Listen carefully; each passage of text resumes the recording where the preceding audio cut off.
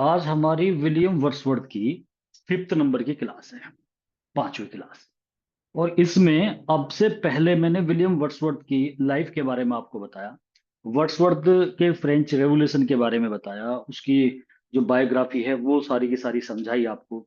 Wordsworth के विचार, Wordsworth के बारे में कोटेशन अगर किसी ने दिए तो वो बताई, कि किसी ने कमेंट करा है, क्रिटिसाइज करा है, किसी ने उसकी एडमायर करी है, तो वो जो 4 क्लासेज इससे पहले हुई है मैं उसमें बता चुका हूँ। आज ये 5वीं क्लास है विलियम वर्ड्सवर्थ की। और लगभग 120 के आसपास मैं क्वेश्चन करा चुका हूँ। और विलियम वर्ड्सवर्थ के 1000 के आसपास क्वेश्चन है। तो आप इससे एस्टिमेट भी मत लगाना कि भाई अगर सर ने 4 क्लास में 120 करे हैं तो 30 के हिसाब से हो गए तो ये तो 1 महीना हो जाएगा। क्योंकि जो आगे का है वो थोड़ा स्पीडली चलेगा। जैसे आज की भी अगर हम बात करेंगे तो थोड़ा जल्दी जल्दी कराएंगे। अब से पहले जो रहा है वो मुझे स्टार्टिंग जब होती है, जब भी मैं कोई राइटर पढ़ाता हूँ तो उसकी स्टार्टिंग को बहुत आराम आराम से करता हूँ, ताकि एक एक चीज आपके माइंड में, उस राइटर की जो पर्सनैलिटी है वो आपके माइंड में बिल्कुल फिट हो जाए। तब आप इजीली फिर कैलकुलेट कर लेते हो, फिर आप उनके क्वेश्चंस को जोड़ने लग जाते हो, समझ समझ के जोड़ने लग जाते हो। तो वही चीज है। आज हम विलियम वर्ड्सवर्थ का एक बहुत ही इंपॉर्टेंट वर्क है, प्रीफेस टू लिरिकल सर। बैलेड, इसके बारे में बात करेंगे।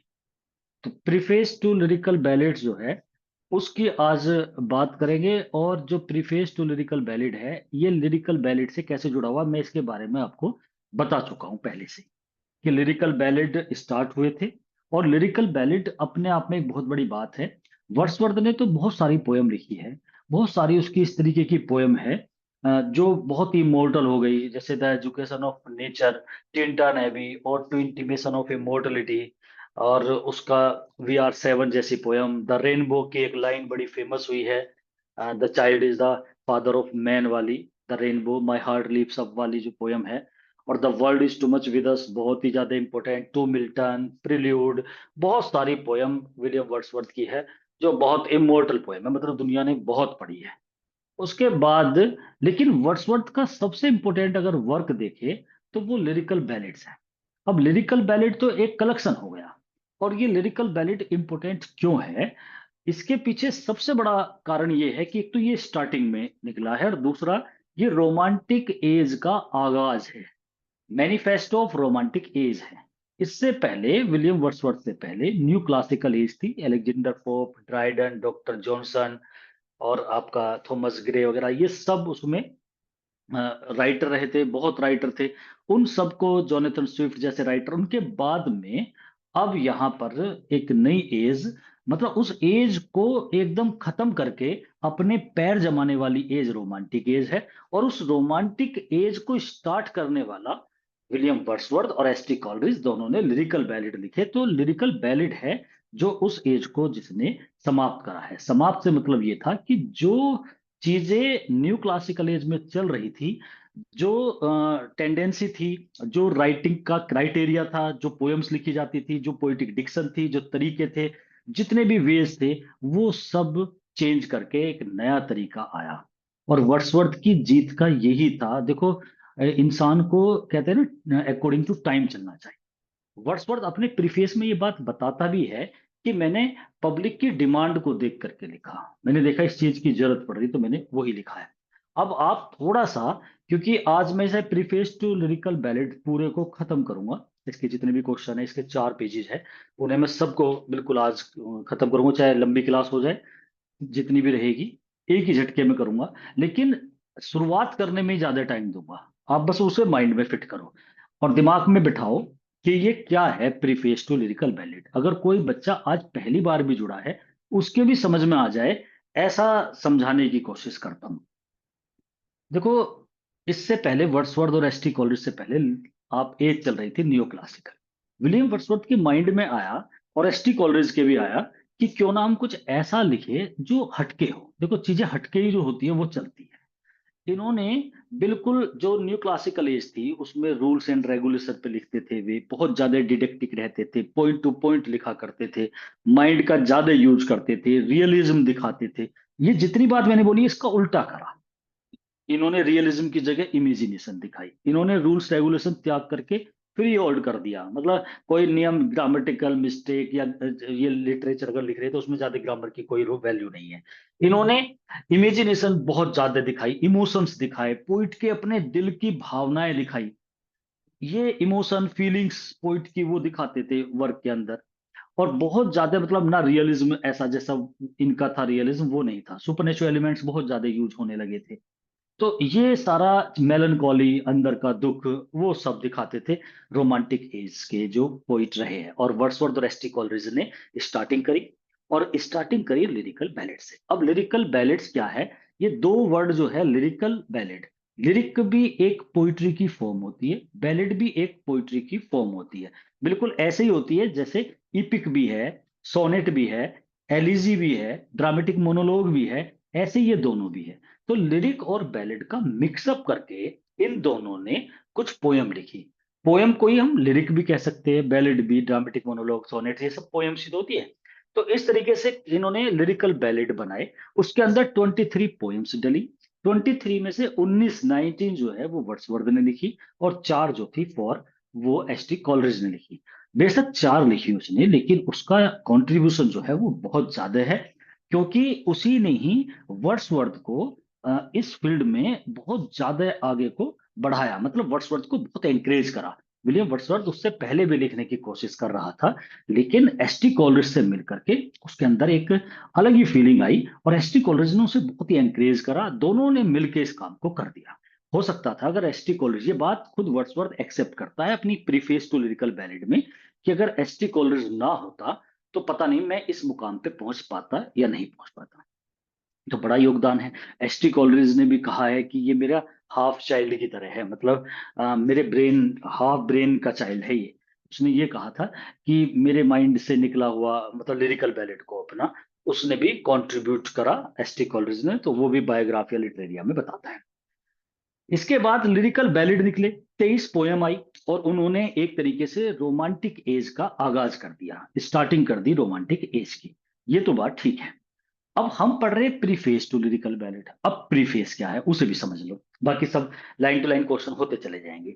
प्रीफेस देखो, प्रीफेस से आपने पहले जब कोई बुक देखते हैं तो उसका पहले प्रीफेस होता है। प्रीफेस होती है इंट्रोडक्शन, प्रस्तावना, शुरुआत। तो जैसे आपने संविधान देखा होगा, उसकी प्रस्तावना है, प्रेम्बल बोलते हैं जिसे, ऐसे ये प्रीफेस है। ये होना तो चाहिए, अगर देखा जाए तो स्टार्टिंग में ही होना चाहिए था। लेकिन स्टार्टिंग में जब लिरिकल बैलेड इन दोनों ने लिखे, अब ध्यान देना बात का बहुत ज्यादा अच्छे तरीके से, शुरुआत में लिरिकल बैलेड लिखे, 23 पोयम कलेक्ट हो गई उसके अंदर, और 23 1904 का रेशो बना, और ये 1798 में पब्लिश हो गए। जब ये पब्लिश कर रहे थे, दोनों लिख रहे थे, ऐसा भला कौन इंसान होगा जो इतनी पोयम लिख रहा है तो अपना नाम ना लिखे। इन दोनों ने इन्हें एनोनिमसली कर लिया, मतलब विदाउट अननोन, कोई नाम नहीं लिखा, और ये पब्लिश करा दिए इन्होंने। पब्लिक को ये नहीं पता था कि इनके राइटर कौन है, लिरिकल बैलेड लिखने वाले, मतलब ये 23 पोयम किसने लिखी है, और ये पब्लिक में जाने लगी। अब जब पब्लिक इसे पढ़ने लगी, ये भी ध्यान दे रहे थे, पब्लिक में पूछ रहे थे कि भाई कैसा है, तो वो पता तो लग ही जाता है कि इसका रुझान, तो ये काफी ज्यादा चर्चित होने लगे लिरिकल बैलेट्स। अच्छा, इन्होंने अपना नाम क्यों नहीं लिखा? ये डर रहे थे कि एक अलग काम करने जा रहे हैं, कहीं ऐसा ना हो कि पब्लिक में बुराई ज्यादा हो जाए।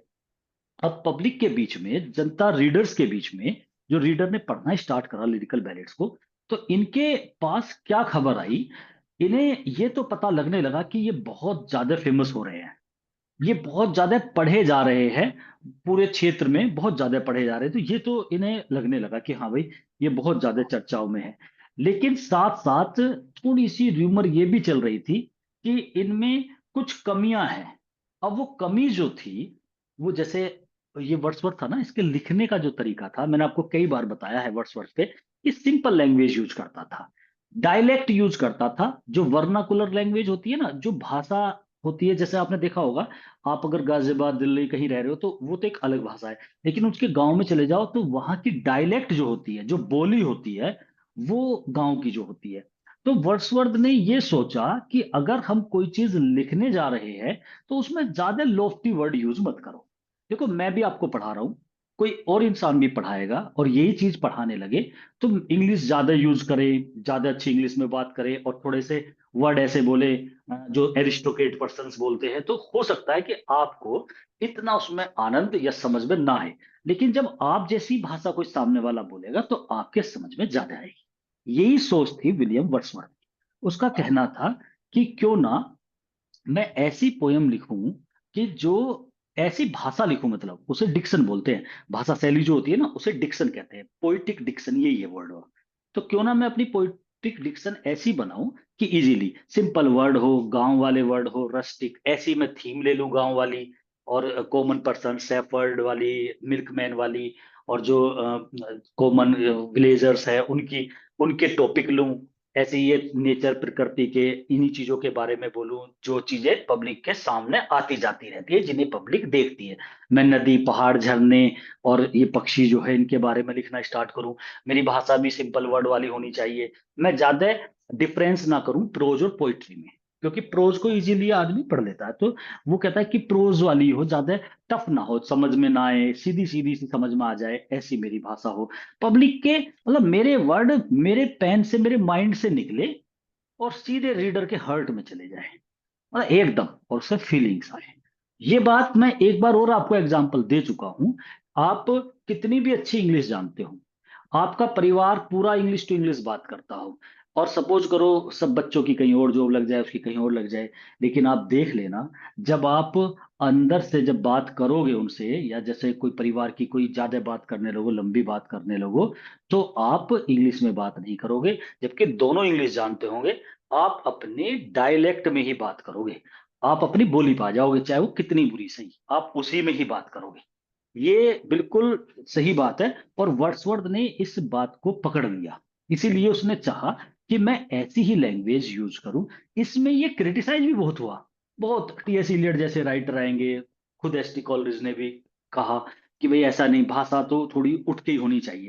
भाई आप एक टीचर हो, आप एक राइटर हो, तो आपसे ये एक्सपेक्ट तो किया ही जाता है कि आप में और आम आदमी में कुछ तो डिफरेंस हो। और ये कहता है मैन टू मैन लैंग्वेज, ये मैन टू मैन की बात करता है, तो मैन टू मैन लैंग्वेज होनी चाहिए, इन चीजों की बात करता है। तो कुल मिलाकर के वर्ड्सवर्थ जो है, इसका ये बात इसने रखी कि मैं सिंपल थीम हो, सिंपल लैंग्वेज हो, माइक ऑफ कर लेना किसका, और सिंपल वो चीज बिल्कुल इसे यूज करनी चाहिए। तो ऐसा वर्ड्सवर्थ का कहना था। तो कुल मिलाकर के उसने, वर्ड्सवर्थ को जब ये पता लगा कि कुछ बुराइयां भी हो रही है चारों तरफ, तो 1798 में तो ये पब्लिश हो गए, 2 साल पब्लिक ने पढ़े, और ज्यादातर तो ये फेमस ही हुए। लेकिन 2 साल बाद 1800 में वर्ड्सवर्थ के माइंड में ये आया कि क्यों ना मैं, पब्लिक थोड़ा सा जो कमियां बता रही थी ना, कि मैं समझा दूं कि ये चीज मैंने इसलिए करी है। तब इसने अपने नाम से प्रीफेस लिखा इसका, लिरिकल बैलेट का। तो जो वो प्रीफेस था उसमें वर्ड्सवर्थ ने अपना नाम डाला। और प्रीफेस का मतलब होता है प्रस्तावना, स्टार्टिंग। तो उसने बताया जो ये लिरिकल बैलेट लिखे जा रहे हैं, जो ये पोयम्स है, इनके अंदर, अब उसने उसे 3-4 पार्ट में उसमें बताया कि पोइट की परिभाषा बताई, पोइट्री, असली पोइट्री क्या होती है, पोइट्री की डिक्शन कैसी होनी चाहिए, उसकी थीम कैसी होनी चाहिए, और मेरे अनुसार ऐसी होनी चाहिए, ये बताया इसने कि भाई ऐसी लैंग्वेज होनी चाहिए। There is no essential difference between the language of prose and poetry, ये बात इसमें बताई उसने। ये लाइन भी इसने इसी में ही डाली थी कि poetry is the spontaneous overflow of powerful feelings. Poetry तो पावरफुल फीलिंग्स का स्पॉन्टेनियस ओवरफ्लो होता है, एकदम ही निकलती है दिल से पोइट्री, तो वो होती है। पोइट्री में रिकलेक्शन करा जाता है, कोई चीज देखेंगे, ऑब्जर्वेशन करेंगे, मतलब पहले उस चीज को देखेंगे, फिर उसे हम रिकलेक्शन मतलब उसे याद करेंगे, फिर उसे कंटेम्पलेट दोहरा कंटेम्पलेशन करेंगे, चिंतन करेंगे उस पे, और फिर ट्रैंक्विलिटी में जाके, एकांत में जाकर के कंटेम्पलेशन करते हुए जो हमारी फीलिंग्स निकल के आएगी उसे लिख देंगे। तो ये सारी बात इस प्रीफेस में उसके दिमाग में आई। ये जो लिरिकल बैलेड है, 4 बार पब्लिश कराए गए। एक 1798 में हुए, तो आपको सबसे ज्यादा तो यही ईयर पूछी जाती है। एक 1800 की प्रीफेस टू लिरिकल बैलेड। आप कुछ बच्चों के तो माइंड में ये नहीं रहता, वो सोचते हैं कि ये प्रीफेस टू लिरिकल बैलेड अलग है, ये अलग है, 1800 में है।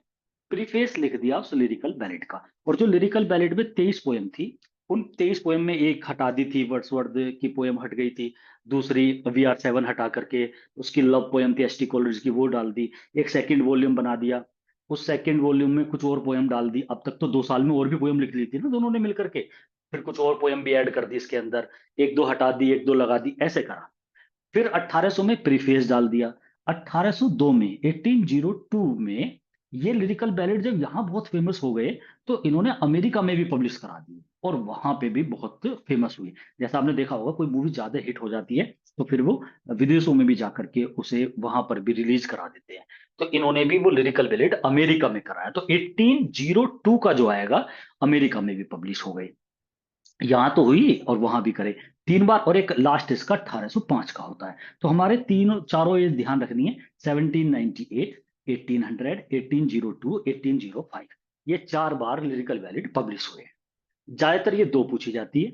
1800 वाली तो इसलिए कि प्रीफेस आया इसमें, और 1798 तो खैर एक बिल्कुल लैंडमार्क है, रोमांटिक एज स्टार्ट हुई है और इन्हीं की वजह से हुई है। तो ये दो एज बहुत ज्यादा इंपॉर्टेंट है। तो कुल मिलाकर के ये चारों जो है 4 के 4 अगर हम देखें, एज जो है बहुत ही इंपॉर्टेंट, आपको ध्यान रखनी है, क्रम से इसका पता होना चाहिए। 1798 से ही विलियम वर्ड्सवर्थ की जिंदगी में बदलाव आने स्टार्ट हो गए थे, बिल्कुल चेंज हो गया। वर्ड्सवर्थ को अब जानने लगी पब्लिक, और वर्ड्सवर्थ ने बहुत अच्छे अच्छे वर्क इसके अंदर डाले भी है। फिर उन पोयम को हम अलग से भी पढ़ेंगे, लिरिकल बैलेड नहीं पढ़ोगे आप लिरिकल बैलेड के अंदर जो पोयम है विलियम वर्ड्सवर्थ की, उनमें जो इंपॉर्टेंट है हम उन्हें पढ़ेंगे भी। अब ले लेते हैं एक एक करके question, one by one. Mic off कर लो। Lyrical ballads was the manifesto of romantic age. इसमें कहा कि जो, अब देखो प्रीफेस की बात कर रहे हैं लेकिन पहले लिरिकल बैलेड के बारे में। लिरिकल बैलेड जो थे वो मैनिफेस्टो है, घोषणा पत्र होता है मैनिफेस्टो, आगाज किसका, रोमांटिक एज का, रोमांटिक एज का घोषणा पत्र है। इसका मतलब जो नियो क्लासिकल एज चल रही थी, रोमांटिक एज से पहले नियो क्लासिकल है, रोमांटिक के बाद में विक्टोरियन एज है। तो जो बीच में रोमांटिक एज की जो स्टार्टिंग है, जो इसका आगाज है, जो इसके मैनिफेस्टो घोषणा पत्र अगर कहते हैं, तो वो लिरिकल बैलेड्स है। The romantic as started with the publication of lyrical ballads. जो रोमांटिक एज की स्टार्टिंग मानी जाती है वो लिरिकल बैलेड के पब्लिक जब ये पब्लिश हुए उससे मानी जाती है 1798। पूरा क्वेश्चन इंपॉर्टेंट है। नेक्स्ट है, lyrical ballads was written by Wordsworth and S T Coleridge, दोनों ने लिखे हैं 1798 में, बता चुका हूं कई बार। Wordsworth planned lyrical ballads in 1797 with Coleridge. देखो एक दिन में तो ऐसा है ही नहीं कि 1798 में इतनी पोयम ऐसे बनाना, प्लान 1 साल पहले कर लिया था। कोई क्वेश्चन ये नहीं पूछा जाता, क्वेश्चन कि कब प्लान करा, ये ऐसा नहीं पूछा जाता। लेकिन मैंने आपके लिए थोड़ा आपके ध्यान रहे कि 95 में दोनों मिले थे, 96 में दोस्ती हो गई थी वर्ड्सवर्थ और एस टी कॉलरिज की, और 97 में इन्होंने प्लान करा कि क्यों ना हम एक ऐसा कलेक्शन बनाए, और इस प्लानिंग में ज्यादा योगदान एस टी कॉलरिज का था, लिखने में ज्यादा योगदान William Wordsworth. Lyrical ballads contains of 23 poems है, पता है आपको, with the help of both poets, दोनों ने लिखी है। वर्ड्सवर्थ ने 19 कंट्रीब्यूट करी है और एस टी कॉलरिज ने 4 पोएम इसमें दिए वॉल्यूम में। बट द प्रीफेस जो लिखा गया 1800 में, लिरिकल बैलेड का प्रीफेस जो है, जिसे हम प्रीफेस टू लिरिकल बैलेड बोलते हैं, वो वर्ड्सवर्थ ने लिखा है 1800 में अकेले ने। इन दिस प्रीफेस में वर्ड्सवर्थ हमें यह बताता है, पोइटिक डिक्शन के बारे में बताता है, क्योंकि वो परेशान था कि पब्लिक में र्यूमर फैल गई है, कुछ कमियां बताई जा रही है, तो क्यों ना मैं उन कमियों को समझाऊं दूसरों को कि ये कमी नहीं है, ये मैंने इसलिए लिखी है और इसके ये फायदे हैं, ऐसे बताना चाह रहा था। तो ऐसे बताने के लिए या तो एक तरीका ये था कि ये जितने भी रीडर है पूरे इंग्लैंड में, जहां जहां पढ़े जा रहे उनके घर जा जाके बताता, एक एक को समझाता। अब ऐसे कैसे, तो इसने पब्लिश कराया एक वर्क जिसका नाम दिया प्रीफेस टू लिरिकल बैलेड, और उसी के अंदर इसने बताया कि देखो जो ये लिरिकल बैलेड लिखे गए हैं, जो ये इतनी सारी पोयम में, और जो भी इससे पता लगा रूमर्स में कि भाई मेरी भाषा पे कोई कटाक्ष कर रहा है, कोई कह रहा है कि मैं कॉमन सी थीम ले लेता हूं, मैं गडरिया गांव के सेफर्ड्स इनके बारे में बात कर लेता हूं, तो इसे जैसे थोड़ा सा गलत बताया जा रहा था, तो तुरंत देखो कोई चीज पुरानी चली आ रही है उस पर एकदम नया थोपा जाए तो कुछ कमियां तो निकल के आती है, एकदम पब्लिक हजम भी नहीं कर पाती। तो इसने क्या करा कि मैं अपनी जो कमियां मतलब इसमें बता रहे हैं जो पब्लिक, उसे मैं ये शो कर दूं कि भाई ये कमी नहीं है, ये मैंने इसलिए लिखा है, इसके ये फायदे हैं, ऐसा होना चाहिए। इस चीज को बताने के लिए इसने अपनी कलम उठाई और एक प्रोज में वर्क लिखा। ऐसे ऐसे है मतलब वो भाई वो प्रोज में लिखाया था, पोइट्री थोड़ी है, प्रीफेस लिखा, मतलब अपने शब्दों को उसमें बयान करा कि देखो भाई पोइट्री ऐसा होना चाहिए, पोइट्री ऐसी होनी चाहिए, उसमें मीटर ऐसे होने चाहिए, भाषा ये होनी चाहिए, ऐसे ऐसे वर्ड यूज होने चाहिए। और ये अंतर होना चाहिए, ये नहीं होना चाहिए, वो सारी बातें प्रीफेस में इसने डाली और उसे 1800 में पब्लिश करा दिया। इन दिस प्रीफेस वर्ड्सवर्थ ने ये बताया है कि पोइटिक डिक्शन के बारे में बताया है और प्रॉपर वे बताया है to compose a poetic work, कि एक अच्छा तरीका क्या है पोइटिक वर्क लिखने का, ये बात इसने बताई है। लिरिकल बैलेट्स ओपन होते हैं, अब ये देख लो, ये स्टार्ट, ये भी बहुत इंपॉर्टेंट क्वेश्चन है कि लिरिकल बैलेट में जो 23 पोयम है, इसका मतलब ओपन होने से मतलब ये कि पहली पोयम उसमें कौन सी है। तो उसमें राइम ऑफ एंशियंट मैरिनर, ये बहुत ज्यादा फेमस है, एस टी कॉलरेज का बैलेट है ये। बैलेट क्या होता है? जिसमें एक कहानी बताई जाती है, गा गा करके, छोटे छोटे स्टेंजे होते हैं, मोस्टली 4 लाइन स्टेंजा होता है, और एक कहानी को बताया जाता है, कोई स्टोरी होती है, उसे गा करके सुनाया जाता है, वो बैलेट होता है। तो बैलेड लिखा, पहली poem the rhyme of ancient mariner है, जो एस टी कॉलेज, बहुत लेंथी है, एस टी कॉलेज ने लिखी। एंड क्लोजेज, इसका होता है 23 नंबर, क्लोज किससे हुआ? टिंटन एबी का। तो लिरिकल बैलेड की starting rhyme of ancient mariner से है, इस पोयम से, और क्लोज जो है वो टिंटन एबी पे। टिंटन एबी पोयम तो मैं आपको पढ़ाऊंगा भी, क्योंकि वर्ड्सवर्थ हमारा लगा हुआ है। अगर एसटी कॉलेज लगा हुआ होता तो राइम ऑफ एंशियंट मैरिनर भी पढ़ानी पड़ती उसकी, क्योंकि बहुत फेमस पोयम है, कुबला खान लिखी है उसने। राइम ऑफ एंशियंट मैरिनर, ये तो उसकी क्रिस्टे वाली बहुत इंपॉर्टेंट पोयम उसने लिखी हुई है। तो यहाँ पर टिल्टन है भी एक, एसटी कॉलरेज ने द नाइटिंगेल भी लिखी है, वो उसकी तीसरी पोयम है। मतलब जैसे ये लिरिकल बैलेड लिखे गए ना, पहली पोयम भी एसटी कॉलरेज की है, दूसरी भी एसटी कॉलरेज की है, तीसरी वर्ड्सवर्थ की है, फिर चौथी फिर इसकी है। तो उसमें इसकी चौथी द नाइटिंगेल है। कभी कभी नाइटिंगेल कीट्स ने भी लिखी है, तो इसकी भी पूछ लेते हैं, तो वो द नाइटिंगेल। तो कुल मिलाकर के राइम ऑफ एंशियंट मैरिनर इसकी पोयम है, और पहली पोयम है एसटी कॉलरिज की, और 23 नंबर वाली जो पोयम है वो वर्ड्सवर्थ की है। इसका मतलब कोई आपसे ऐसे पूछ ले, नंबर 1 और नंबर 23, या आपसे ऐसे पूछ ले कि फर्स्ट मतलब स्टार्टिंग कैसे होती है, लिरिकल बैलेड की स्टार्टिंग कौन सी पोयम से होती है, तो भी आप बता दोगे, एंड कौन सी पोयम से होता है तो भी आप।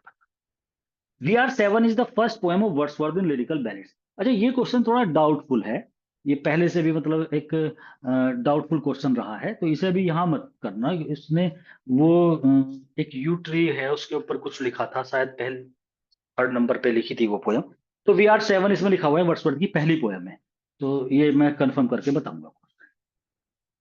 Lyrical ballads first addition in 1798, lyrical ballads का जो पहला एडिशन था 1798 में था, बता चुका हूं। सेकंड 1800 में, फिर 1802 में, और which he added the poetic diction, 1802 वाले में पोइटिक डिक्शन यूज करी, और fourth and final edition was 1805। तो लास्ट में 18, ये चारों एज आपको ध्यान रखनी है, दो के ऊपर तो मैं काफी बता चुका हूँ। तीसरी 1802 अमेरिका वाली जो बात है वो यहाँ लिखी हुई नहीं है, लेकिन अमेरिका में पब्लिश कराए थे, और उसमें पोइटिक डिक्शन भी ऐड कर दी थी, मतलब भाषा शैली। और फोर्थ जो था वो फाइनल एडिशन है 1805 में। The name of any writer was not mentioned in the first edition of lyrical ballets. मैं बताया था अभी आपको कि लिरिकल बैलेट में डर के मारे कि भाई कोई ऐसा ना हो जाए, मतलब नहीं तो फेमस कौन नहीं होना चाहता, इन्हें पता ही नहीं था कि भाई इतनी मेरे ये लिरिकल बैलेट इतने फेमस हो जाएगी। अगर इन्हें पता होता तो सबसे ऊपर लिखा देते ये वर्ड्सवर्थ, एसटी कॉलरेज। लेकिन इन्हें डर था कि दुनिया न्यू क्लासिकल एज के राइटर्स को पढ़ती हुई जा रही है। थॉमस ग्रे अभी लास्ट में ही थे, ट्रांजिशनल एज है उनकी, तो उसे पढ़ रहे थे, विलियम ब्लैक, और उससे पहले स्विफ्ट को, एडिसन स्टील, मतलब वही तरीका था, न्यू क्लासिकल को बड़े बड़े राइटर को पढ़ते हुए पब्लिक चल रही थी। तो इन्हें डर था कि कहीं हमें तो कोई नहीं पढ़ेगा, और इतने बड़े बड़े महान महान राइटर के सामने, और हमने तो सारा उथल पुथल कर दिया। सब बिल्कुल opposite, new classical as romantic as की बिल्कुल अपोजिट है। जो चीज वे करते थे उसका उल्टा करा इन्होंने। तो डर था इन्होंने, इसीलिए अपने नाम इन्होंने स्टार्टिंग में नहीं डाले, लेकिन जब फेमस हो गए तो आ गए निकल करके। सेकंड एडिशन जो था वो 1800 का था। इसमें सेकंड एडिशन अगर हम बात करें इसकी, तो वो 1800 में है। तो यहाँ पर यही है कि the in the second edition of 1800 the name of Wordsworth was mention. In the second edition of 1800, इसमें तो वर्ड्सवर्थ ने अपना नाम मेंशन कर दिया। The preface was added by Wordsworth in this edition, और इसी के अंदर प्रीफेस जो था वर्ड्सवर्थ ने वो अपना ऐड करा था। तो 1800 में प्रीफेस, इसी की हम बात करने के लिए आज यहाँ है कि प्रीफेस टू लिरिकल बैलेड 1800 में आया था। Lyrical ballads was appreciated in America 1802, 1802 में, मैं बता ही रहा था आपको। मतलब तीनों एज में आप ध्यान रखना, 1798 में निकले, 1800 में प्रीफेस आया, 1802 में अमेरिका में ये बहुत ज्यादा फेमस हुए, और 1805 में लास्ट था इनका। The victory of romanticism over new classicism. अगर आपसे कोई ये पूछ ले कि रोमांटिक एज की विजय न्यू क्लासिकल एज पे हुई, वो कब हुई, तो 1798 में हुई। लेकिन यहां पर ये है, जो विक्ट्री है रोमांटिसिज्म की, बिल्कुल न्यू क्लासिकल एज के ऊपर, signified by the publication of lyrical ballads up to its fourth edition 1805। 1805 में तो जाते जाते 1798 से लेके 1805 तक जो चारों जो एडिशन निकाले गए, तो लास्ट वाले तक तो बिल्कुल चारों खाने चित हो गया था न्यू क्लासिकल एज। तो ये कहा जा रहा है कि पूरी विजय रोमांटिसिज्म के ऊपर, रोमांटिसिज्म की न्यू क्लासिसिज्म के ऊपर, वो सिग्निफाइड हुई by the publication of lyrical ballads up to, मतलब यहां तक फोर्थ एडिशन तक तो बिल्कुल खत्म हो गया था न्यू क्लासिकल एज। और पहले ही 1798 में ही बिल्कुल वहां से रोमांटिक एज की स्टार्टिंग करती थी, और पूरा हावी हो गया था romantic as new classical age के ऊपर 1805 आते आते चारों एडिशन तक। Lyrical ballads was a half child of my own brain. ST Coleridge देखो यहां पर ये बात कहता है, क्योंकि उसकी, उसे उतनी पॉपुलेशन, सॉरी, इतनी प्रेज नहीं मिली, इतनी पॉपुलैरिटी नहीं मिली एसटी कॉलरिज को जितनी वर्ड्सवर्थ को मिली। तो खुद ही कह रहा है वो अपने एक क्रिटिकल वर्क में, बायोग्राफिया लिटरेरिया जो उसने लिखा है, क्योंकि ये भी दुनिया पढ़ेगी, तो वो उसके माध्यम से उसने बताया था कि लिरिकल बैलेट जो है ना, half a child of my own brain, मेरे ब्रेन का हाफ चाइल्ड, मतलब अपने आप को हाफ बताना चाह रहा है कि आधे में मैं हूं और आधे में वर्ड्सवर्थ है, तो मेरे माइंड की भी उपज है वो। तो ऐसे कह के देखो बताने की कोशिश कर रहा है, क्योंकि इसकी कम पोयम थी, वर्ड्सवर्थ की ज्यादा। लेकिन इसका इसका कंट्रीब्यूशन बहुत ज्यादा है, वर्ड्सवर्थ को इसी ने तैयार करा। Critics and poets in all ages and countries have explained their own theories of poetry। देखो कोई क्रिटिक हुआ हो, कोई भी पोइट किसी भी देश का हुआ हो, किसी भी एज का हो, सभी ने एक्सप्लेन करा है, सभी वर्णन करते हैं अपने अपनी थ्योरीज को पोइट्री के बारे में। सब अपनी थ्योरी बताते हैं, भाई पोइट्री ऐसी हो, पोइट्री वैसी होनी चाहिए। चाहे टीएस इलियट हो, ट्रेडिशन एंड इंडिविजुअल टैलेंट में बता रहा हो, सबके अपने क्रिटिकल वर्क है, चाहे वर्ड्सवर्थ हो, एसटी कॉलरिज हो, चाहे डब्ल्यू जे लॉन्ग हो, बहुत सारे क्रिटिकल वर्क का एक अलग ही चैप्टर आता है, तो सबने अपनी अपनी थ्योरी बताई है। जैसे आपने अरिस्टोटल ने भी द पोइटिक्स बुक में बताई है, तो सब अपने अपने विचार सभी देते हैं, ठीक है। वर्ड्सवर्थ ने भी एक्सप्लेन करे हैं अपने विचार पोइट्री पर in is well known work preface to lyrical ballad in 1800। अब आपको ये बताया जा रहा है कि जो ये प्रीफेस टू लिरिकल बैलेड है, ये ऐसे ही है जैसे और राइटर भी अपने अपने विचार अपने अपने किसी क्रिटिकल वर्क में देते हैं कि भाई पोइट्री की डिक्शन ऐसी होनी चाहिए, वही, या पोइट्री ऐसी होनी चाहिए जैसे और सब बताते हैं अपने अपने वर्क में, ऐसे ही विलियम वर्ड्सवर्थ ने बताया है अपने इस वर्क में, और जिसका नाम है प्रीफेस टू लिरिकल बैलेड, और जो पब्लिश हुआ है 1800 में। अब ये एक ऐसे है, कोई आपसे पूछ ले तो ये पोयम तो है ही नहीं, जब क्रिटिकल वर्क है तो पोइट्री में थोड़ी लिखा जाएगा, आपने वर्ड है प्रोज वाले, तो ऐसे है ये। प्रीफेस टू लिरिकल बैलेड एक ऐसे है, ये ध्यान रखना है। पब्लिश हुआ था 1800 में with the second collection of lyrical ballads by Wordsworth, और दूसरा कलेक्शन आया वर्ड्सवर्थ का। भाई पहला तो वो था लिरिकल बैलेड 1798 का, ये सेकंड कलेक्शन है। प्रीफेस टू लिरिकल बैलेड एक क्रिटिकल वर्क है, ये तो पता ही है आपको, by William Wordsworth. Critical work वो होता है जिसके अंदर कोई स्टोरी नहीं होती, कोई कहानी नहीं है ड्रामे की तरह, कोई आपकी पोइट्री नहीं है, पोयम नहीं है, कोई उसमें अपने विचार होते हैं मोस्टली, किसी को क्रिटिसाइज करने के लिए, किसी की अच्छाई किसी की बुराई, अपने बारे में, दूसरों के बारे में, पोइट्री के बारे में, वर्क लिटरेरी किसी भी फॉर्म के बारे में, तो वो एक क्रिटिकल वर्क होता है। तो वर्ड्सवर्थ का ये क्रिटिकल वर्क है। Wordsworth had to write this preface to stop the criticism for his poetry. अब ये वो वाली बात आ गई जो मैं भी आपको बता रहा हूँ। वर्ड्सवर्थ ने ये जो लिखा है प्रीफेस, स्टॉप करने के लिए लिखा था, रोकने के लिए लिखा था जो क्रिटिसिज्म हो रहा था उसकी पोइट्री का। मतलब जो कुछ व्यक्ति क्रिटिसिज्म कर रहे थे, जो आलोचना कर रहे थे उसकी पोइट्री की, ज्यादा नहीं थे वे, लेकिन जैसे कुछ कर रहे थे, तो उसके मुंह को बंद करने के लिए वर्ड्सवर्थ ने ये वर्क लिखा कि मैं इसमें बता दूं। पहले तो उसने चारों तरफ ये सुना कि पब्लिक में कौन कौन सी चीजों को गलत बताया जा रहा है मेरे वर्क को, और मेरे वर्क में ये कमियां बताई गई, फिर उसका उसने, कहते हैं ना कि एक सॉल्यूशन निकाला, और उस प्रॉब्लम को सॉल्व किया अपने इस प्रीफेस टू लिरिकल बैलेड के माध्यम से। 137 नंबर क्वेश्चन है, William Wordsworth was a poet and would have remained content to be a poet. Wordsworth एक पोइट था, और वो एक पोइट ही रहना चाहता था, रिमेन माने हमेशा कंटेंट संतुष्ट था टू बी ए पोइट में, but he was dragged into the field of literary criticism. लेकिन उसे खींचा गया, फील्ड में आ गया लिटरेरी क्रिटिसिज्म के, मच अगेंस्ट हिज विशेस, अपनी इच्छाओं के खिलाफ। मतलब विलियम वर्ड्सवर्थ एक क्रिटिक नहीं बनना चाहता था, वो कोई ऐसा क्रिटिकल वर्क नहीं लिखना चाहता था, वो तो अपनी पोइट्री से ही संतुष्ट था, उसमें खुश था। लेकिन मजबूरी में उसे इसमें आना पड़ा, और मजबूरी क्या थी?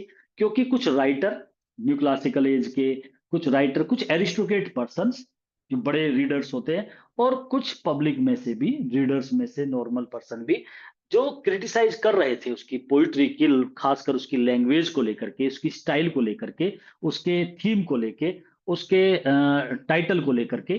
तो वो उन बातों से, मतलब उन्हें चुप करने के लिए या उन्हें जवाब देने के लिए, इसे मजबूरी में एक क्रिटिक बनना पड़ा इसे। नहीं तो ये क्रिटिक बनने की कोई इच्छा नहीं थी, तो अपनी विश को मार करके बना।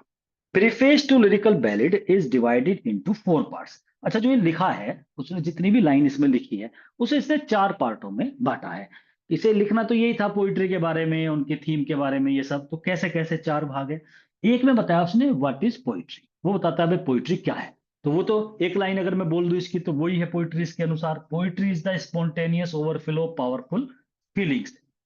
It takes its origin from recollection in tranquillity. तो इमोशन जो रिकलेक्ट होते हैं ना ट्रैंक्विलिटी में, वहां से ये निकल के आती है। तो वो इसकी पोइट्री क्या है पहले ये बताता है। फिर एक कैरेक्टरिस्टिक्स बताता है पोइट के, कि पोइट के अंदर क्या होना चाहिए, उसकी विशेषताएं क्या है एक अच्छे पोइट की। तो कैरेक्टरिस्टिक्स बताई इसने, पोइट कैसा होना चाहिए? पोइट ऐसा होना चाहिए जो पब्लिक से जुड़ा हुआ हो, जो उनके साधारण, मतलब common man, man to man होनी चाहिए जो लैंग्वेज है। फिर वैल्यू ऑफ पोइट्री की वैल्यू बताई उसने इसमें, कि पोइट्री क्या है, पोइट्री बहुत महान है, पोइट्री से इंसान को ऐसी होनी चाहिए जो दूसरे को शिक्षा दे। पोइट्री ऐसी होनी चाहिए कि हर किसी को वो टीच कर सके और उसे एक अच्छे पथ पे ले जा सके। और एक जो जे रूसो की बात थी, वो भी कहीं ना कहीं इसके माइंड में है, कि जो इंसान है ना, ह्यूमनिज्म जो है, मतलब जो इंसान जो है वो सोसाइटी के द्वारा करप्ट हो रहा है, समाज इंसान को भ्रष्ट कर रहा है। हमारा अपने वर्क के माध्यम से हमें क्या करना चाहिए, कि पोइट्री की यही वैल्यू है कि हम उसे भ्रष्ट ना होने दें। मतलब हम ऐसी चीजें लिखे कि इंसान को समझाए कि तुम्हें इस पथ पे चलना चाहिए, मेटरलिज्म, भौतिकवाद, मोह माया, द्वेष, जेलियस, ये सब खत्म करने चाहिए। और लास्ट था पोएटिक डिक्शन। फिर उसने उस प्रीफेस टू लिरिकल बैलेड में 4 बातों पे ज्यादा फोकस करा। एक तो करा कि पोइट्री क्या होती है, फिर पोइट कैसा होना चाहिए, पोइट्री के क्या फायदे हैं, फिर बताया पोइटिक डिक्शन, पोइट्री की भाषा शैली कैसी होनी चाहिए। तो वही कॉमन वाली जो बात है ना, वो सब बताई। तो इस तरीके से वर्ड्सवर्थ ने, अगर हम देखें, तो उसका मानना ये था कि भाई किस किस तरीके से हमें पोइट्री लिखनी चाहिए, पोइट्री के बारे में उसने सारी चीजें जो है ऐसे बतानी स्टार्ट कर दी। और ये उसका प्रीफेस टू लिरिकल बैलेड में उसने 4 स्टेज में, मतलब इसे तोड़ा है। मतलब अपने प्रीफेस टू लिरिकल बैलेड में इन चारों चीजों को फोकस करा है। नेक्स्ट क्वेश्चन 139 है, Wordsworth tells us in the preface to lyrical ballad, इस अपने वर्क में, जो इसका एस्से है, जो इसका क्रिटिकल वर्क है, जो इसने 1800 में लिखा है, जो इसने अकेले लिखा है, इसमें क्या बताता है वो हमें? That his purpose was to choose incidents and situation from common life. अब बताता है इसमें, अब बात आ रही है कि आखिर उसने इस प्रीफेस में क्या लिखा। ये वे बातें थी जो इसने लिखी, पब्लिक तक पहुंची, और पब्लिक को हालांकि इसकी इस राइटिंग से बहुत फायदा हुआ। उन्हें समझ में आने लगा कि भाई वर्ड्सवर्थ सही कह रहा है। तो क्या, और वैसे ये क्रिटिसाइज करने वाले ज्यादा इंसान नहीं थे। जैसे 100 व्यक्तियों ने अगर वर्ड्सवर्थ के वर्क को पढ़ा है ना, तो 100 में से 90 ने पसंद करा था। लेकिन हर जगह देखो कुछ व्यक्ति होते ही है जो बुराई करते हैं, तो वो क्रिटिसाइज करने उन 10 का मुंह बंद करने के लिए इसने प्रीफेस टू लिरिकल बैलेड लिखा, और 10 में से 8 का कर भी दिया बंद। और एक दो तो जब भी रह ही जाते हैं। और इसने ये भी कहा था अपने इस प्रीफेस में, कि भाई अगर किसी को मेरा वर्क को पढ़ के मजा ना आए, अच्छा ना लगे, आनंदनीय ना हो, उसे कोई समझ ना आए, वो उसे ज्ञान ना मिले, तो दोबारा पढ़ लो। ये कहता है कि अगर दोबारा पढ़ोगे ना तो अच्छा लगने लगेगा। तो मतलब इसने ऐसा भी कहा है कि हो सकता है फर्स्ट टाइम में ना लगे, लेकिन सेकंड टाइम पढ़ के एक बार और देखो तुम उसे। लेकिन यूं ही बुराई मत करो भाई वर्क की। वर्ड्सवर्थ टेल्स अस, वो हमें बताता है इस प्रीफेस टू लिरिकल बैलेट में कि that his purpose was to choose incident, उसका उद्देश्य था कि वो ऐसे इंसिडेंट, घटनाएं चूज करे, ऐसी सिचुएशन चूज करे, स्थिति परिस्थिति फ्रॉम कॉमन लाइफ को ले। एंड देयरफॉर इसीलिए उसने यूज करा selection of language really used of common man. उसने वे लैंग्वेज ली, वो वर्ड लिए जो कॉमन मैन यूज करते, बिल्कुल उन भाषाओं को लेकर के, उस लैंग्वेज को, उन वर्ड को, वे डिक्शन इसने यूज करी। तो वही सिचुएशन, तो वो सिचुएशन इंसिडेंट्स भी जो घटनाएं लेता था ना, कॉमन मैन के लेता था, जो घर घर में घटनाएं चल रही है, उन घटनाओं को लेकर के बात करता। तो उसने जो भी पोयम लिखी, उन घटनाओं को लेकर के लिखी उसने। जो छोटी, जैसे माइकल है उसकी पोयम, तो उसमें देखो आप, एक बच्चे के बारे में, वो घर से चला जाता है, वहां जाकर के काम करता है, माँ बापों को भूल जाना, वो सब, और बाप उससे बड़ी आशा लगाए बैठा है, ऐसी चीजें मतलब लिखता है जो हकीकत में कॉमन परिवार में देखने को मिलती है। और जो चीज हमारी लाइफ से जुड़ी हुई होती है, हमें देखो देखने में उसमें ही ज्यादा आनंद आता है। और भाषा भी हमारी वाली मिल जाए तो फिर तो बल्ले ही बल्ले। ठीक है, ऐसे ही वर्ड्सवर्थ को का यही मानना था कि भाई उसी भाषा में हो जो पब्लिक, मतलब उसी लैंग्वेज को पब्लिक ज्यादा पसंद करेगी जो उसकी खुद की होती है। उसी में ही, जैसे मैंने अभी आपको एग्जांपल ही बताया था, इंसान उसी भाषा में बात करना ज्यादा पसंद करते हैं जो उसकी अपनी होती है। उसी डायलेक्ट में बात करना पसंद करते हैं, वो उसमें अपनापन सा लगता है। अगर कोई व्यक्ति आपसे आप कह के बात कर रहा है, तो समझो उसमें और आप में बहुत गैप है। कोई आपसे तुम कह रहा है, तो समझो कि उसमें थोड़ा कम गैप है। मान लिया अगर आप कहता है, तो सपोज करो 100% वो आपसे दूर है, और तुम कहता है तो वो 70% आपसे दूर है। लेकिन अगर कोई तू करके बात करता है किसी से, तो समझो वो 0% ही कह दो उसे, वो बिल्कुल उसका में तू तड़ाक से भी बात करते हैं, तो वहां पर जो है वो बिल्कुल समझो कि भाई एक ही है। जब यार दोस्त आपस में, और भाई क्या हो रहा है, भाई तू हाथ नहीं गया, भाई तू, समझो बिल्कुल बिल्कुल एक बात है उनकी। तो तू के इतने फायदे भी है, आपके नुकसान। आप एक ऑफिशियल लैंग्वेज का वर्ड है। अगर मैं आपसे बात करूंगा तो आप ही कहूंगा, क्योंकि मुझ में और तुम में गैप है बहुत बड़ा। और जब कोई दोस्त होता है बहुत गहरा, कोई भाई बहन होते हैं, परिवार के सदस्य होते हैं, एक बार को थोड़े उम्र के हिसाब से आप कह दो तो वो बात अलग है। मैं तो आप सबसे बड़ा हूं, फिर भी आपको आप कह के बोल रहा हूं, तो इससे क्या पता लग रहा है कि गैपिंग मतलब ये आप में बहुत गैप है। वर्ड्सवर्थ को ये चीजें बहुत अच्छे तरीके से पता थी। मैं इस लैंग्वेज को वहीं ले जाना चाह रहा हूं। वो कहता था कि हम बिल्कुल उसकी भाषा में ही बात करेंगे ना, वही चीज। जब किसी से लड़ाई होती है तो इंसान गाली भी अपनी वाली भाषा में ही देता है। वो तरीके से नहीं देगा कि भाई उसमें, अरे मैं आपको ऐसे कर दूंगा, ऐसे नहीं करेगा वो, फिर तू तड़ाक पे आ जाएगा। वहां बिल्कुल अपनी भाषा पे आता है, और वही चीजें एकदम अंदर जाती है, चुभती है बहुत ज्यादा जा करके।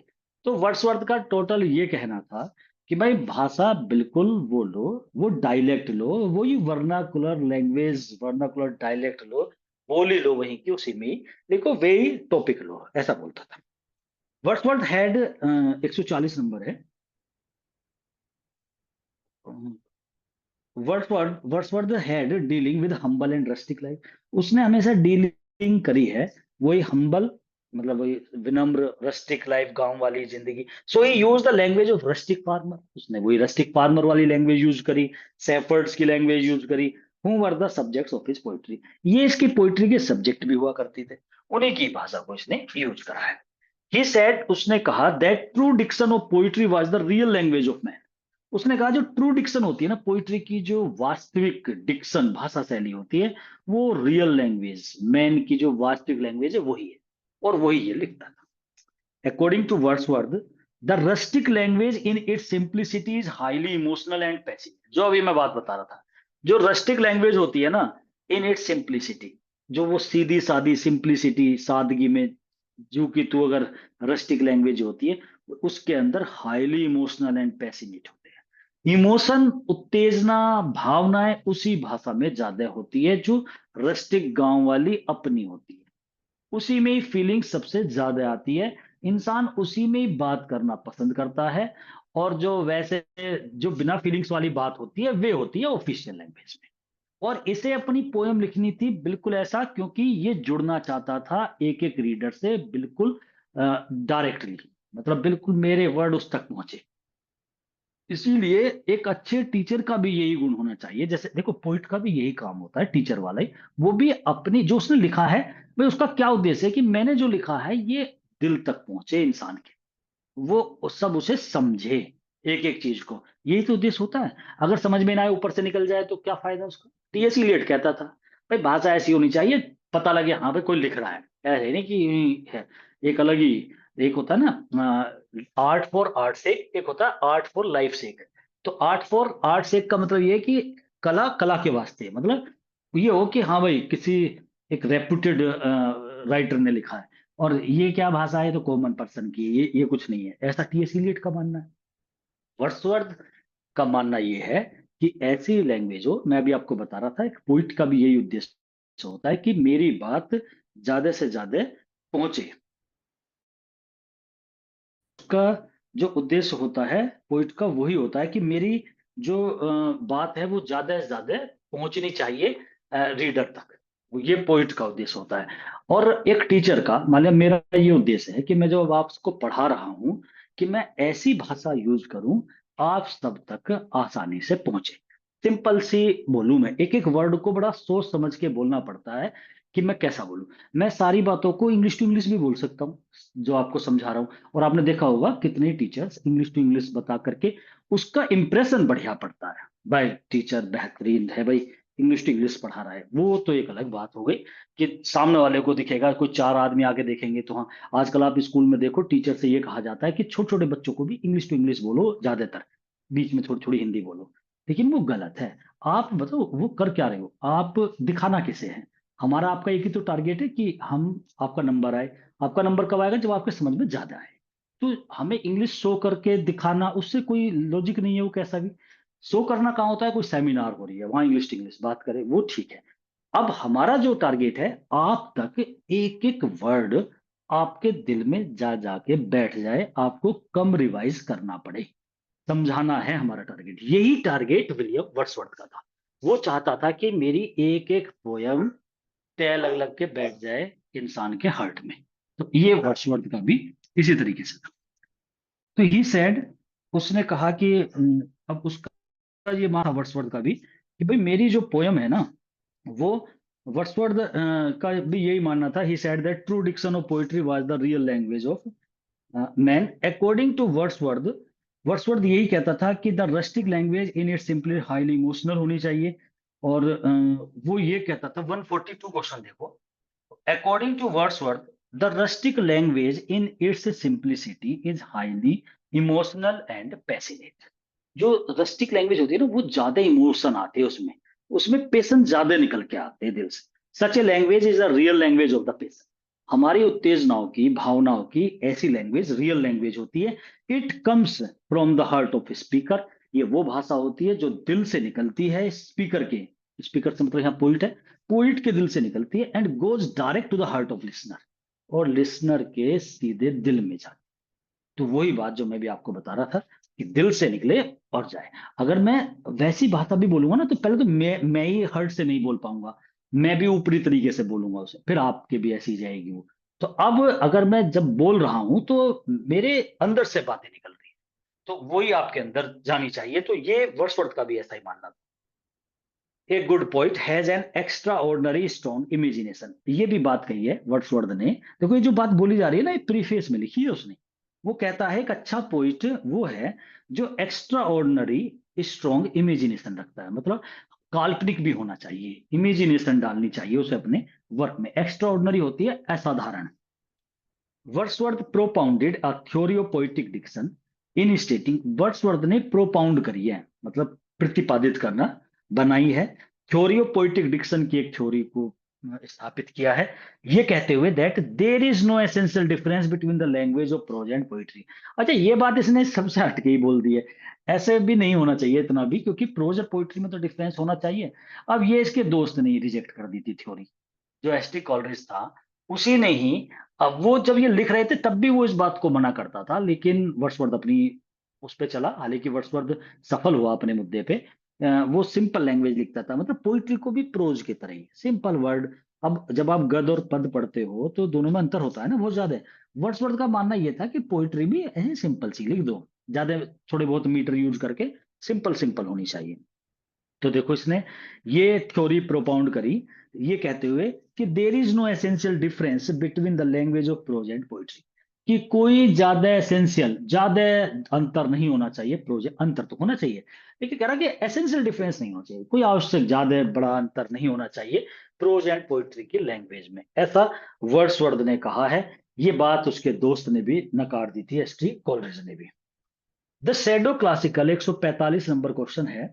द शेडो क्लासिकल एडवोकेटेड, अब shadow classical, new classical, classicism, ये सब वही है न्यू क्लासिकल वाले राइटर। शेडो क्लासिकल भी उसे ही बोला है, छुपा हुआ क्लासिकल, क्योंकि क्लासिकल एज कभी पहले हुई थी जो ग्रीक की थी, उसका एक नया वर्जन आया, मतलब उनकी कॉपी करके लिखा था ये, अलेक्जेंडर पोप ड्राइडन जो आए थे, तो इसे न्यू क्लासिकल बोल दिया, किसी ने इसका नाम शेडो क्लासिकल दे दिया। तो जब न्यू क्लासिकल कभी बताऊंगा मेजर मूवमेंट्स में तब बताऊंगा। फिलहाल जो ये शैडो क्लासिकल वाले राइटर थे, इसका मतलब वे राइटर जो वर्ड्सवर्थ से पहले वाले थे, वे एडवोकेट करते हैं, मतलब एडवोकेट करना होता है सलाह देना, that the language of poetry is different. वो कहते हैं कि अलग है लैंग्वेज पोइट्री की लैंग्वेज ऑफ प्रोज की, ये बात तो ठीक है कि दोनों में अंतर होना चाहिए, जबकि वर्ड्सवर्थ का विश्वास है that there is no essential difference between the language prose and the metrical composition, कि कोई बड़ा अंतर नहीं है किस चीज में, there is no essential difference, कुछ नहीं है between the language of prose की लैंग्वेज में और metrical composition. Metrical composition poetry होती है, कंपोजिशन तो लिखना हो गया, रचना हो गई, और मीटर जिसमें हो, मीटर किसमें होते हैं, पोइट्री में, प्रोज में नहीं होते। तो मीटर छंद जो होते हैं, ठीक है, तो मीट्रिकल कंपोजिशन में और प्रोज की लैंग्वेज में वर्ड्सवर्थ कहता है नो एसेंशियल डिफरेंस, जबकि शेडो क्लासिकल वाले भी, खुद इसके दोस्त भी, और आने वाले टीएस इलियट जैसे भी सब कहते हैं अंतर होना चाहिए। वर्ड्सवर्थ की जो थ्योरी है ना पोइटिक डिक्शन की, was disapproved by S T Coleridge, वही बात जो मैं आपको बता रहा था, खुद इसका फ्रेंड एस टी कॉलरिज जिसने मिलकर के लिखे थे, उसने भी इसकी इस थ्योरी को पोइटिक डिक्शन की डिसअप्रूव कर दिया, अस्वीकार कर दिया। और अपने क्रिटिकल वर्क में, ये वर्क आपको याद करना पड़ेगा एस टी कॉलरिज का, ये इसलिए याद नहीं करना पड़ेगा कि प्रीफेस टू लिरिकल बैरिड की वजह से या वर्ड्सवर्थ की वजह से, ये याद करना पड़ेगा आपको क्योंकि जब मैं आपको लिटरेरी टर्म्स और लिटरेरी फॉर्म्स और मेजर मोमेंट्स कराऊंगा, तो वहां पर हमें क्रिटिकल वर्क्स इसके ही नहीं, सभी के, चाहे वो ड्राइडन है, डॉक्टर जॉनसन है, डब्ल्यू जे लॉन्ग है, टी एस इलियट है, और आपका खुद वर्ड्सवर्थ है, एरिस्टोटल है, इनके लॉन्जाइनस है, इनके सबके पढ़ने पड़ेंगे आपको, मेन मेन मुद्दे सबके ध्यान करने पड़ेंगे।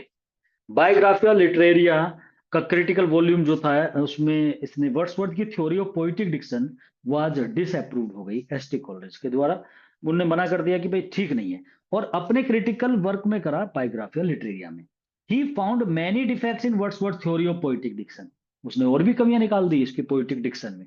कॉलरिज कहता है that the principal difference between, मुख्य अंतर language of poetry and prose में वो मीटर है, उसने बता दिया कि भाई कैसे कह सकते हो आप कि there is no essential difference between prose and poetry language में, तो कह रहा है कि सबसे बड़ा अंतर तो मीटर का ही होता है, पोइट्री में मीटर होते हैं, प्रोज में नहीं होते। वो ये भी कहता है that ordering the words in poetry makes its language different from prose, जो ऑर्डर होता है ना वर्ड का लिखने का, वो भी प्रोज और पोइट्री में अलग अलग होता है। प्रोज में आपने देखा होगा कि बिल्कुल सेंटेंस वाला तरीका होता है, सब्जेक्ट लिखो वर्ब लिखो ऐसे, लेकिन पोइट्री में आगे का पीछे, पीछे का आगे हो जाता है, तो वो कह रहा है ये भी बहुत बड़ा अंतर है। वो इसका एग्जाम्पल भी देता है, प्रोज में हम कहते हैं सीता वेंट टू टेम्पल, जबकि इन प्रोज में, और to temple Sita went, in prose we say Sita went to temple, while in prose, ये प्रोज किसी को पोइट्री होना चाहिए, वाइल इन पोइट्री, पोइट्री में हम ये भी कह सकते हैं टू टेम्पल सीता वेंट। तो वो ये कहता है कि ये भी एक बहुत बड़ा अंतर है, प्रोज में ग्रामेटिकल रूल्स भी चलते हैं, उसमें चलेगा कि किस तरीके से आपका subject, helping verb, verb, object, ये तरीका भी चलता है। पोइट्री में कोई भी वर्ड किधर को रख लो उससे कोई फर्क नहीं पड़ता, ये भी बात सही है। मीटर वाली भी बात, उसने दो अंतर बता दिए, तो वर्ड्सवर्थ की थ्योरी को कहीं ना कहीं कि भाई ये बात में मजा नहीं है वर्ड्सवर्थ की, ऐसे बोल रहा है। बायोग्राफी और लिटरेरिया में उसने ये लिखा है। वर्ड्सवर्थ ये कहता है, अब ये वर्ड्सवर्थ की बहुत इंपॉर्टेंट लाइन, इस पूरे प्रीफेस टू लिरिकल बैलेट की सबसे इंपॉर्टेंट लाइन, और पूरे इसका सबसे इंपॉर्टेंट क्वेश्चन ये है अब आपके सामने, वर्ड्सवर्थ कहता है पोइट्री तो स्पॉन्टेनियस ओवरफ्लो है पावरफुल फीलिंग्स का। पोइट्री अपने आप निकलती है, स्पॉन्टेनिटी होती है स्वच्छंद, अपने आप स्वतः ओवरफ्लो होती है, निकलती है, बाहर आती है पावरफुल फीलिंग्स। तो जब हम किसी चीज को देखते हैं, फिर उसके बारे में चिंतन करते हैं, तो अपने आप दिल में जो एक भाव से उमड़ते हैं, देख करके, सोच करके उस चीज को, और वो एक गुब्बारा सा जो आता है बाहर निकल के, वो पोइट्री है। ये मानना है विलियम वर्ड्सवर्थ का। इसका मतलब वर्ड्सवर्थ का ये कहना है कि अगर आपको अच्छा पोइट बनना है, एक अच्छी पोइट्री डालनी है, तो आपके अंदर ये क्वालिटी होनी चाहिए। आप किसी चीज को पहले देखो, फिर उसके बारे में सोच सोच के आपके अंदर भाव आते रहे, और वो एक पोइट्री बन जाए। वर्ड्सवर्थ कहता है पोइट्री स्पॉन्टेनियस ओवरफ्लो है पावरफुल फीलिंग्स का। तो हमारी जो पावरफुल फीलिंग्स निकल के आती है, और कहता है poetry takes its origin from emotion recollected in tranquillity. ये भी लाइन इसी में जुड़ी हुई है कि पोइट्री जो होती है ना, उसका ओरिजिन, उसकी उत्पत्ति होती है उन इमोशन से जो रिकलेक्ट, जो हमें याद करके आते हैं ट्रैंक्विलिटी में। ट्रैंक्विलिटी होता है एकांतपन। जब हम अकेले में, हमने एक नदी देखी, हमने गंगा नदी देखी, ठीक है, और गंगा में गए, गंगा देखी हमने, और उसकी लहरों को देखा। उसे देख करके बहुत देर, एक आध घंटा हमने देखा, देख के अपने घर आ गए। 2 दिन में, 4 दिन में, एक दिन में, 5 दिन में, एक साल बाद हमारे उस गंगा का वो किनारा, वो नदी की लहरें याद आ रही है। उसे हम बार बार सोच रहे हैं एकांत में पड़े हुए, और सोच के जो हमारे अंदर नई नई इमेजिनेशन आ रही है उसके बारे में, और फिर एकदम अंदर ही अंदर फीलिंग्स निकल आए, गोला सा बने एक, और उसके बारे में बहुत ज्यादा विचार आने लगे, और जो वो बाहर निकले, बोलोगे तो वो बोलना हो गया, उसे लिख दिया आपने तो पोइट्री हो गई। इसे पोइट्री कह रहा है वर्ड्सवर्थ, कि ये है पोइट्री। पोइट्री माहौल से आती है, पोइट्री एटमोसफेयर से आती है। हम किसी को कहने लगे कि भाई कल ऐसे करना, कि आज, कल 24 तारीख है, और आपको 10 बजे आकर के एक पोइट्री लिखनी है, और वहां बैठ जाना, और एसी वेसी चला करके बढ़िया तरीके से। तो ऐसे रोमांटिक एज वाले पोइट नहीं लिख सकते। ये मॉडर्न एज वाले, न्यू क्लासिकल एज वाले तो लिख सकते हैं, लेकिन जो रोमांटिक एज वाले पोइट है, उन्हें तो आपको चीजें दिखानी पड़ेगी, महसूस करनी पड़ेगी। वे अपने दिल से उस चीज को सोचे, दिल में विचार आए निकल करके, तब वे उसे लिखे। वो पोइट्री होती है रोमांटिक एज की, ये मानना वर्ड्सवर्थ का है। ठीक है। तो पोइट्री तो एक स्पॉन्टेनियस ओवरफ्लो है पावरफुल फीलिंग्स का, और इसका ओरिजिन जो होता है, हमारे जब इमोशन, हमारी जो भावनाएं, भाव रिकलेक्ट होते हैं ट्रैंक्विलिटी में, अकेलेपन में। तो ये प्रीफेस टू लिरिकल बैलेड में उसकी लाइन है, बड़ी फेमस लाइन है। इन अदर वर्ड्स, वर्ड्सवर्थ चाहता है to say that poetry proceed जो होती है ना, from the internal feelings of the poet. Poet की आंतरिक भावनाओं से निकल के आती है, माइंड से नहीं निकल, कि वो दिमाग से सोच के लिख देगा, ऐसा नहीं। Emotions and feelings are the raw materials needed to create to a poem. 148 number question है, जो उसी से जुड़ा हुआ है। वर्ड्सवर्थ ये कहता है कि एक पोइट, देखो कोई चीज बनाएंगे तो उसके लिए एक रॉ मटेरियल चाहिए ना, कच्चा माल तो चाहिए, जब तो तैयार होगा। कोई चीज आपको बनानी है, तो हमें पहले उसका एक कच्चा माल होगा, तब हम उसे ढाल करके बनाएंगे। तो कच्चा माल पोइट्री का क्या है? इमोशंस, वे होने जरूरी है। तो बोल रहा है इमोशंस एंड फीलिंग्स, ये दोनों चीज, भावनाएं, भाव, आर द रॉ मटेरियल्स है, जो जरूरत है क्रिएट ए पोएम, पोएम को बनाने के लिए। The poet should write after long reflection in peace. शांति में लंबा रिफ्लेक्शन करे, चिंतन करे बहुत देर तक। पोइट को चाहिए कि शुड राइट आफ्टर, पहले लंबे चिंतन के बाद लिखे, when the emotions have become ripe, जब हमारे इमोशन राइप हो जाए, पक जाए, मतलब बहुत सोचे और बहुत भाव निकल के आने लगे, तब पोइट्री बनेगी। वर्ड्सवर्थ कहता है deep emotion, deep emotion is the fundamental condition of poetry. जो गहरे इमोशन होते हैं ना, वो फंडामेंटल कंडीशन है पोइट्री। पोइट्री की जो मौलिक आधार है ना, वो है गहरे इमोशन। अगर इमोशन नहीं है तो पोइट्री नहीं बनेगी, माइंड से नहीं बनेगी, हार्ट से बनेगी। इमोशन कहाँ आएंगे, फीलिंग कहाँ आएगी? दिल में, फीलिंग्स, तो वो उससे बनेगी poetry. Poetry is a matter of feeling. तो इसका मतलब पोइट्री तो एक मैटर है, किसका? फीलिंग का, मूड का, टेम्परमेंट का। When the poetic mood is on, अगर पोइट का मूड ऑन है, पोइट्री फ्लोज नेचुरली, अपना आप ही निकल आएगी। मैं पहले भी एक लेक्चर में आपको बताया था कि पोइट्री का तो ऐसा होता है, शायरी की तरह है। आपने बहुत उसे सुना होगा, भाई माहौल नहीं बन रहा है, तो पहले एक माहौल सा बनाओ, जब ही निकलेगी अंदर से शायरी। ऐसे ही बोल रहा है वर्ड्सवर्थ की पोइट्री, ये है जो मैंने अभी लाइन बोली है। कि भाई माहौल तो है नहीं, अब कहाँ से बने, तो वो माहौल बनाना पड़ता है। तो poetry is a matter of feeling का मामला है, मूड का है, टेम्परमेंट माने स्वभाव का है। When the poetic mood is on, poet का मूड ऑन हो गया तो समझो पोइट्री फ्लोज नेचुरल, अपना आप ही निकलने लगेगी। एंड विदाउट लेबर, कोई परिश्रम नहीं करना पड़ेगा, कोई दिमाग पे प्रेशर नहीं मारना पड़ेगा आपको, अपने आप स्वतः ही आपके ऐसे निकलेगी जैसे एक अच्छे डांसर के पैर डगमगाने लगते, बढ़िया सी धुन आती। तो वही पोइट्री, अच्छा पोइट जो होगा ना, माहौल देख करके अपना आप ही लिखने लगेगा। फिर चाहे आप उसके हाथ भी पकड़ के बांध लेना, तो भी उसके दिमाग में पोइट्री निकलने लगेगी। तो ये बात बताई है, प्रेशर से नहीं होती, स्वतः होती है, अपना आप होती है, ऑटोमेटिकली निकलती है, फीलिंग्स आती है तो अपना आप पोइट्री बन जाती है। ऐसा मानना है विलियम वर्ड्सवर्थ का। True poetry can not be without this proper mood. तो एक सच्ची पोइट्री, अब ये बात ऐसा नहीं है कि सब पे लागू हो रही है, वर्ड्सवर्थ कह रहा है इन बातों को, मैं नहीं कह रहा हूं इन्हें, इन्हें वर्ड्सवर्थ कह रहा है। और सब पोइट अलग अलग सबकी थ्योरी है, फिलहाल ये वर्ड्सवर्थ की बात है, लेकिन काफी हद तक ठीक है। ट्रू पोइट्री जो होती है can not be without the proper mood, बिना प्रॉपर मूड के नहीं हो सकती।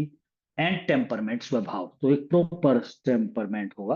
पोइट्री जनरेटेड, वो पैदा होती है हर्ट में, नॉट इन माइंड, माइंड में नहीं होती। It is never intellectual process, ये इंटेलेक्चुअल प्रोसेस नहीं है। इंटेलेक्चुअल होती है बुद्धि वाला प्रोसेस नहीं है, ये हार्ट का प्रोसेस है। ये जो लाइन है ना, ये जो क्वेश्चन है, ये कभी ऐसे कैसे आते नहीं है, ये आपके समझाने के लिए है। और कितने क्वेश्चन ऐसे आते हैं नेट में, तो बहुत ज्यादा होता है कि जो बच्चे समझ जाते हैं ना, समझने वाला ही कर सकता है उसे, याद करने वाला नहीं कर सकता। और कई बार ऐसे मौके पड़ते हैं, इसीलिए क्लास का यही फायदा होता है कि आप एक बार समझ जाओ, नहीं तो क्वेश्चन तो मैं आपको दे दिया, रट लो आप इन्हें। लेकिन रटने वाला बच्चा कई जगह मार खा जाएगा, क्वेश्चन को जब अदल बदल करके डाला जाएगा, थोड़ा सा उसमें चेंजिंग कर देंगे तो वो समझने वाला ही कर पाएगा उसे। तो ये इसीलिए समझना होता है।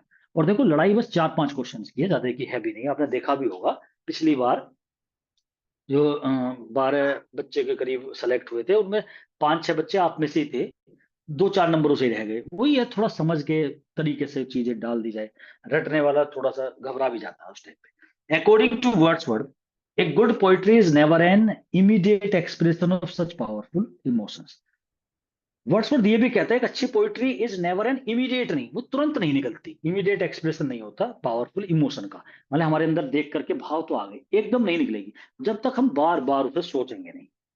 तो वो कहता भी है कि a good poet must meditate करता है, मेडिटेट माने गहन चिंतन, सोचता है ओवर देम, उनके ऊपर, लॉन्ग एंड डीपली, लंबा और गहरे से। कोई चीज देखी, उसके ऊपर रेनबो देखा, वर्ड्सवर्थ ने रेनबो देखा, उसके ऊपर उसने लिखा था ना, उसने द रेनबो एक पोएम लिखी। रेनबो का दूसरा टाइटल जो है माई हार्ट लीप्स अप, उसमें वो कहता है the rainbow as it is today, जैसा आज है ना, it was in my childhood, मेरे बचपन में और उससे पहले भी ऐसा ही था, आज भी ऐसा ही है ये रेनबो, और ये फ्यूचर में भी ऐसा ही रहेगा। वो कहता है ये कभी नहीं बदलेगा, चाहे कुछ भी होता रहे।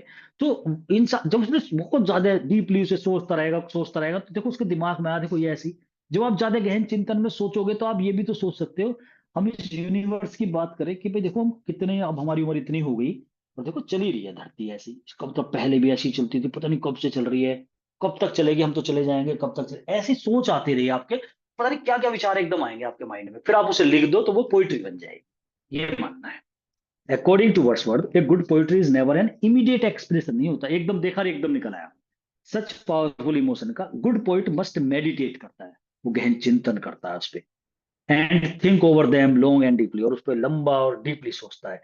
दूसरे शब्दों में, poetry has its origin in emotion recollected in tranquillity, कि पोइट्री अपना ओरिजिन लेती है किस चीज में, कि जब हम इमोशन को रिकलेक्ट करते हैं, बार बार याद करते हैं, ट्रैंक्विलिटी माने एकांत में। ऐसा नहीं कि 8-10 जने बैठे वहां सोच रहे, ऐसे थोड़ी सोचोगे।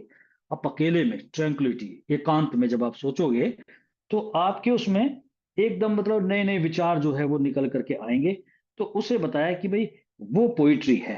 तो पोइट्री में जो विचार है वो इस तरीके से निकल करके आएंगे, तो एकांत में जब व्यक्ति सोचता है तो वो पोइट्री होती है, ऐसा मानना है विलियम वर्ड्सवर्थ का। तो वर्ड्सवर्थ ने इसी चीज को उसने मतलब इन बातों को रखा है कि भाई किस तरीके से पोइट्री होनी चाहिए। तो ये वर्ड्सवर्थ का बताना था कि भाई उसमें जो है एक अच्छे पोइट में ये क्वालिटी होनी चाहिए। 153 नंबर क्वेश्चन है, a good poet can uplift and enlighten other human beings.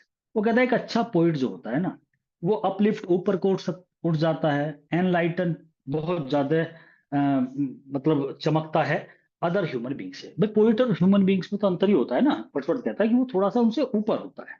Wordsworth कहता है that a poet is a man speaking to a man. एक पोइट वो मैन है स्पीकिंग टू मैन, वो मैन दूसरे मैन से बात करने वाला।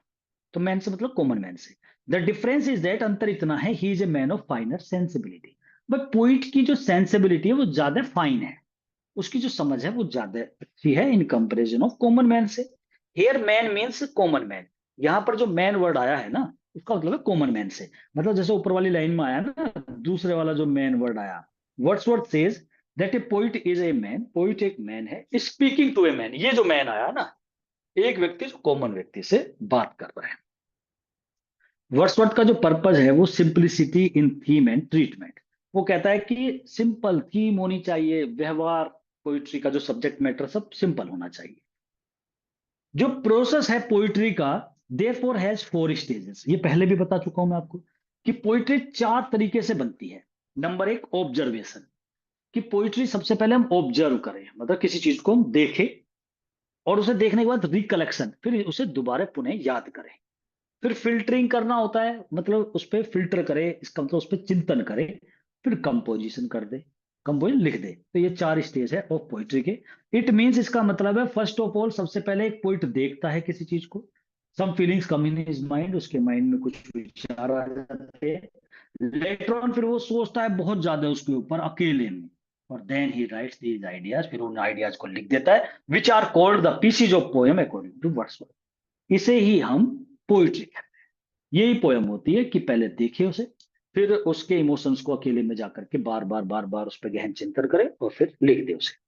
अनडाउटेडली कोई संदेह नहीं है, Wordsworth is the greatest nature poet of England का, तो वो नेचर पोइट है ही सबसे बड़ा। He loved and worship the nature, उसने लव करा है नेचर से, उसकी पूजा करी है, और ये सब चीज दिखाता है, अपने लव को दिखाता है नेचर के प्रति bye the help of these 4 stage. अब उसकी 4 स्टेज बताई है वर्ड्सवर्थ ने खुद इसमें प्रीफेस टू लिरिकल बैलेड में। उसने बताया है कि नेचर में 4 स्टेज बताइए उसने, कि प्रकृति को पहले मुझे कैसी लगती थी, बाद में फिर कैसे लगने लगी, अब मुझे क्या दिखता है प्रकृति के अंदर। ये बात उसने अपनी पोयम टिंटा नेबी में भी डाली है। तो वो क्या बताता है, उसकी स्टेज देख लो आप, ये थोड़ा सा पता होना चाहिए हमें। पहली स्टेज में, in the first stage, he got delight from walking. Tintern Abbey जब आप पोएम पढ़ोगे उसमें इसकी ये एजेस आ जाती है। वो कहता है कि जब बच्चा छोटा था ना पोइट, वो कहता है मैंने 4 तरीके से नेचर को देखा है। फर्स्ट स्टेज में ही गोट डिलाइट फ्रॉम वॉकिंग, चलने में, बाथिंग नहाने में, जैसे नदी वदी में नहाने में, बास्किंग धूप सेकने में, लीपिंग फुदकने में, कूदने में, in the lap of nature, प्रकृति के लैप गोद में। पहली स्टेज में वो ऐसे एंजॉय करता था, कूदना, उधर धूप सेकना, नहाना, चलना, मतलब इसमें मजा आता था। सेकंड स्टेज अब थोड़ा सा बड़ा हो गया। In this stage memory plays a very important role, याद। तो उसमें सोचता था इसके बारे में, प्रकृति पुरानी बातों को, तो वो सेकंड स्टेज। थर्ड स्टेज में उसका love for nature turn into a kind of religious love. अब उसमें इसने धर्म को देखा, धार्मिकता, मतलब प्रकृति के अंदर भगवान को देखना स्टार्ट करा। ये थर्ड स्टेज रही उसकी। और फोर्थ स्टेज में, इस स्टेज में वो मैच्योर हो गया, ही रीच्ड इन मैच्योरिटी, परिपक्व हो गया। When his soul begin to see the soul of nature, अब प्रकृति में उसने आत्मा को देखना स्टार्ट। तो ये 4 स्टेज, पहले वो कोरेसर प्लेजर लेता था, कोरेसर प्लेजर वर्ड आया था ना टींटन नेवी में, सेंसुअल प्लेजर, इंद्रिय सुख लेता था, घूमने में, ऊपर जाने आने में, उसे एंजॉय लेता था उसे। तो इस तरीके से फिर उसमें उसे रिकलेक्ट करता है, उसे मतलब याद करता है इसे नेचर को। और फिर नेचर में जब उसका थर्ड स्टेज आती है, तो वो उसमें रिलीजन देखता है, फोर्थ में वो देखता है कि ये एक आत्मा है, जीवांत आत्मा। विलियम वर्ड्सवर्थ, 162 नंबर क्वेश्चन है। William Wordsworth takes the theme from incident situations and characters from humble and rustic life. अभी आया था ये क्वेश्चन कि वो रस्टिक लाइफ के, हम्बल जो निम्न व्यक्ति होते हैं ना, उनके कैरेक्टर, सिचुएशन, घटनाएं वो लेता है, कॉमन पर्सन। राजा महाराजा की बात नहीं करेगा, उनकी घटनाओं की बात नहीं करेगा कि महल पे ऐसे अटैक हुआ, ये चीजें नहीं दिखाएगा। कॉमन पर्सन की दिखाएगा कि भाई साधारण व्यक्तियों के बारे में, जैसे मैं भी माइकल की बात कर रहा था, तो ऐसा कैरेक्टर लेगा, एक गांव का किसान फार्मर है, उसके बारे में बात करेगा कि भाई इस तरीके से वो व्यक्ति रहा। द फाउंटेन इसकी पोएम है, उसमें देखो वही बात करता है, एक मैथ्यू है वो बैठा हुआ है मतलब बिल्कुल कॉमन गांव के व्यक्ति की बात करें। He takes the subject of nature as the rainbow, वो ऐसे सब्जेक्ट लेता है नेचर के, जैसे रेनबो, रेनबो से पोएम लिखी है, क्लाउड के ऊपर लिखी है, बर्ड्स के ऊपर भी उसने, कुको के ऊपर लिखी है, एनिमल पे, एटसेट्रा फॉर हिज पोइट्री। अपनी पोइट्री में द थोर्न पोएम उसकी कांटे के ऊपर, तो ऐसे सब्जेक्ट लेता है common. He has also verified his language according to the needs of character and sentiment. उसने वेरीफाई करी है अपनी लैंग्वेज को, अपनी लैंग्वेज को बिल्कुल सही ठहराता है according to the needs of character and sentiment. भाई जैसा कैरेक्टर होता है, जैसी भावनाएं होती है, उसके अकॉर्डिंग वो अपनी लैंग्वेज को वेरीफाई करता है, वैसे ही डालता है जैसे कैरेक्टर है। कॉमन पर्सन की बात करेगा तो कॉमन ही लैंग्वेज यूज करेगा। The universal function of poetry is to make reader sensitive and human. ये बात वो कहता है अपनी इस क्रिटिकल वर्क में, जो इसका एस्से है प्रीफेस टू लिरिकल बैलेड में। क्या बोलता है? यूनिवर्सल फंक्शन जो है ना पोइट्री का, पोइट्री का जो एक सार्वभौमिक कार्य है, वो है अपने रीडर को सेंसिटिव बनाना और ह्यूमन बनाना, मानवीय बनाना। सेंसिटिव माने समझदार बनाना, उसे भावुक भावनाओं से भरा हुआ बनाना। और ये एक वर्क है पोइट्री का। मतलब पोइट्री ऐसी होनी चाहिए कि वो एक ह्यूमन होता, मानवीय बने। इसका मतलब जो वही बात फिर आती है ना रूसो वाली, कि सोसाइटी जो है वो भ्रष्ट करती जाती है, मानव को भ्रष्ट कर रही है। इसका मतलब इंसान जकड़ रहा है उसमें, और जब चुंगल में फंस जाता है समाज के, तो वो करप्टेड हो जाता है। उसी थ्योरी को ध्यान में रखते हुए वर्ड्सवर्थ कहता है पोइट्री ऐसी होनी चाहिए जो उसे करप्ट होने से बचा सके। हम उसे पहले ही इतना समझदार बना दे कि वो चुंगल में ना फंस पाए सोसाइटी। वर्ड्सवर्थ ये कहता है, 165 नंबर क्वेश्चन है, man in nature is the perfect theme of poetry. वो तो नेचर की बात करता है, कह रहा है मनुष्य प्रकृति के अंदर, ये परफेक्ट थीम है पोइट्री की, प्रकृति के बारे में बात करो, ये थीम है पोइट्री की। According to Wordsworth lyrical ballad जो है, ये एक्सपेरिमेंट है उसका। भाई इसने एक्सपेरिमेंट ही तो करा था स्टार्टिंग में, लिरिकल बैलेड एक्सपेरिमेंट है to check the reaction of readers. उसने लिरिकल बैलेड लिखी, वो चेक करना चाह रहा था कि क्या रिएक्शन निकल के आएगा रीडर का, ये जो देखना चाह रहा था। और इसीलिए उसने अपना नाम भी नहीं लिखा था स्टार्टिंग में। तो according to Wordsworth lyrical ballads तो एक एक्सपेरिमेंट था उसका।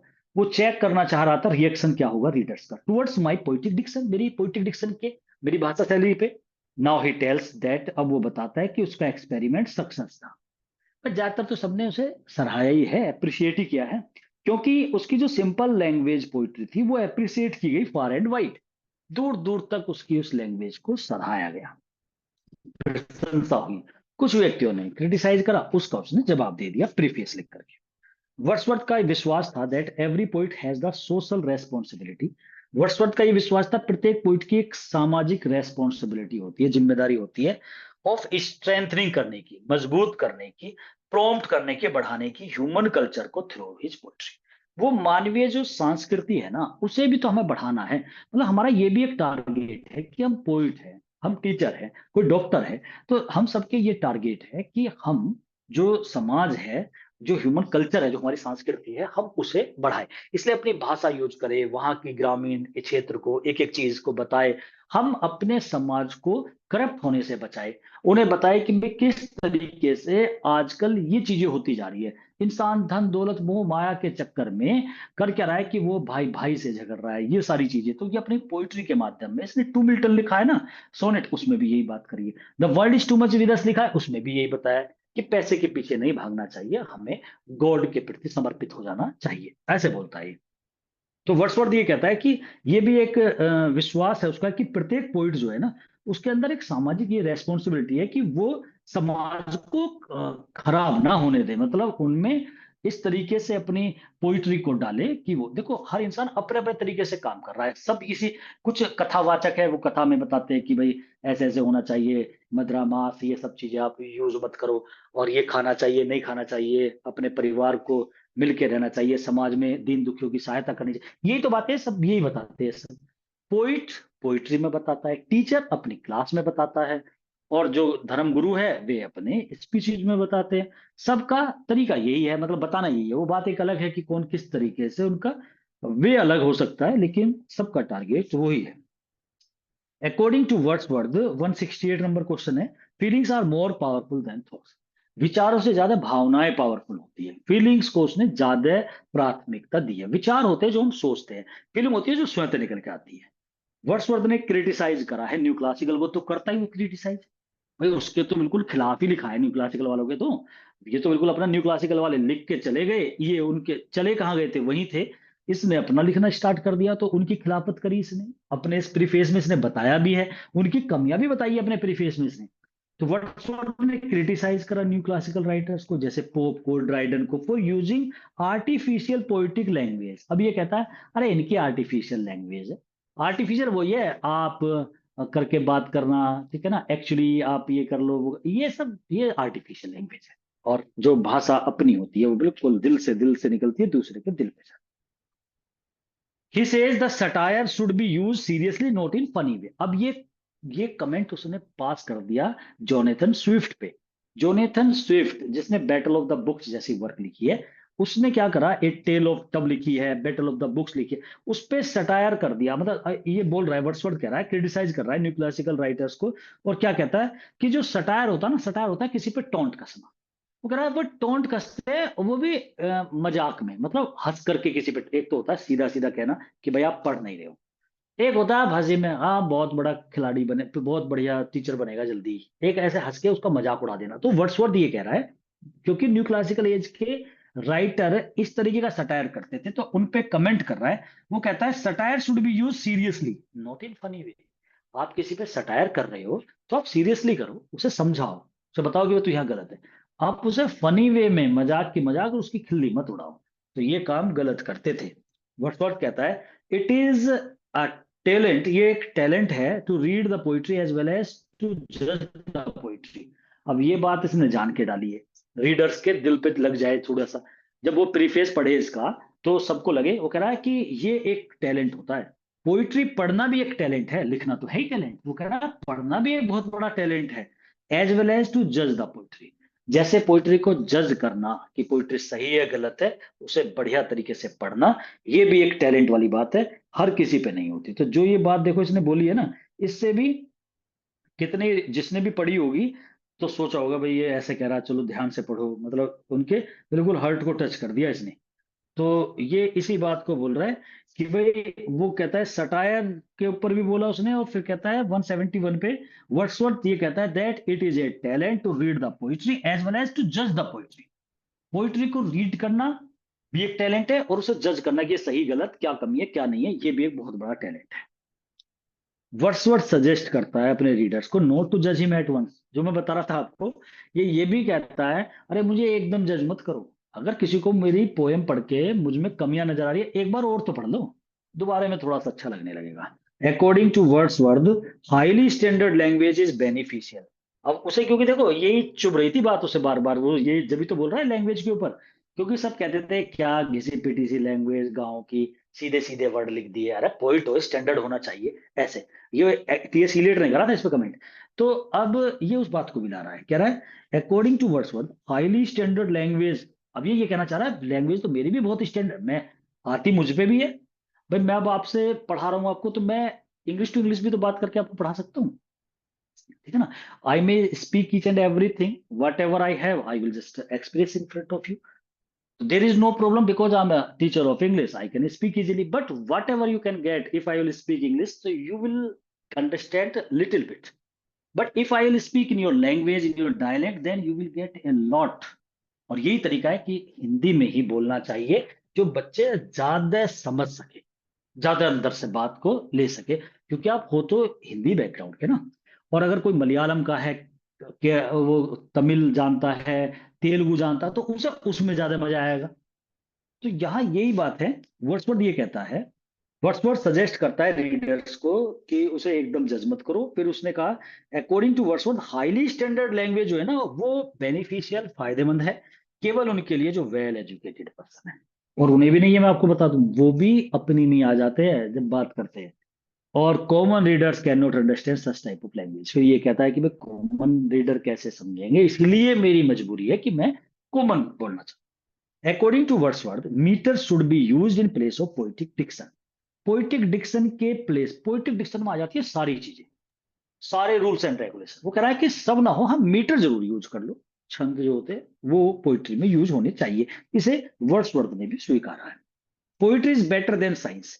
वर्ड्सवर्थ कहता है पोइट्री ज्यादा अच्छी है साइंस के मुकाबले, क्योंकि when poet invents A poem, भाई हर चीज साइंस है। कोई भी चीज का आप अगर इन्वेंट कर रहे हो, कोई चीज बना रहे हो, तो वो साइंस के उसमें आता है।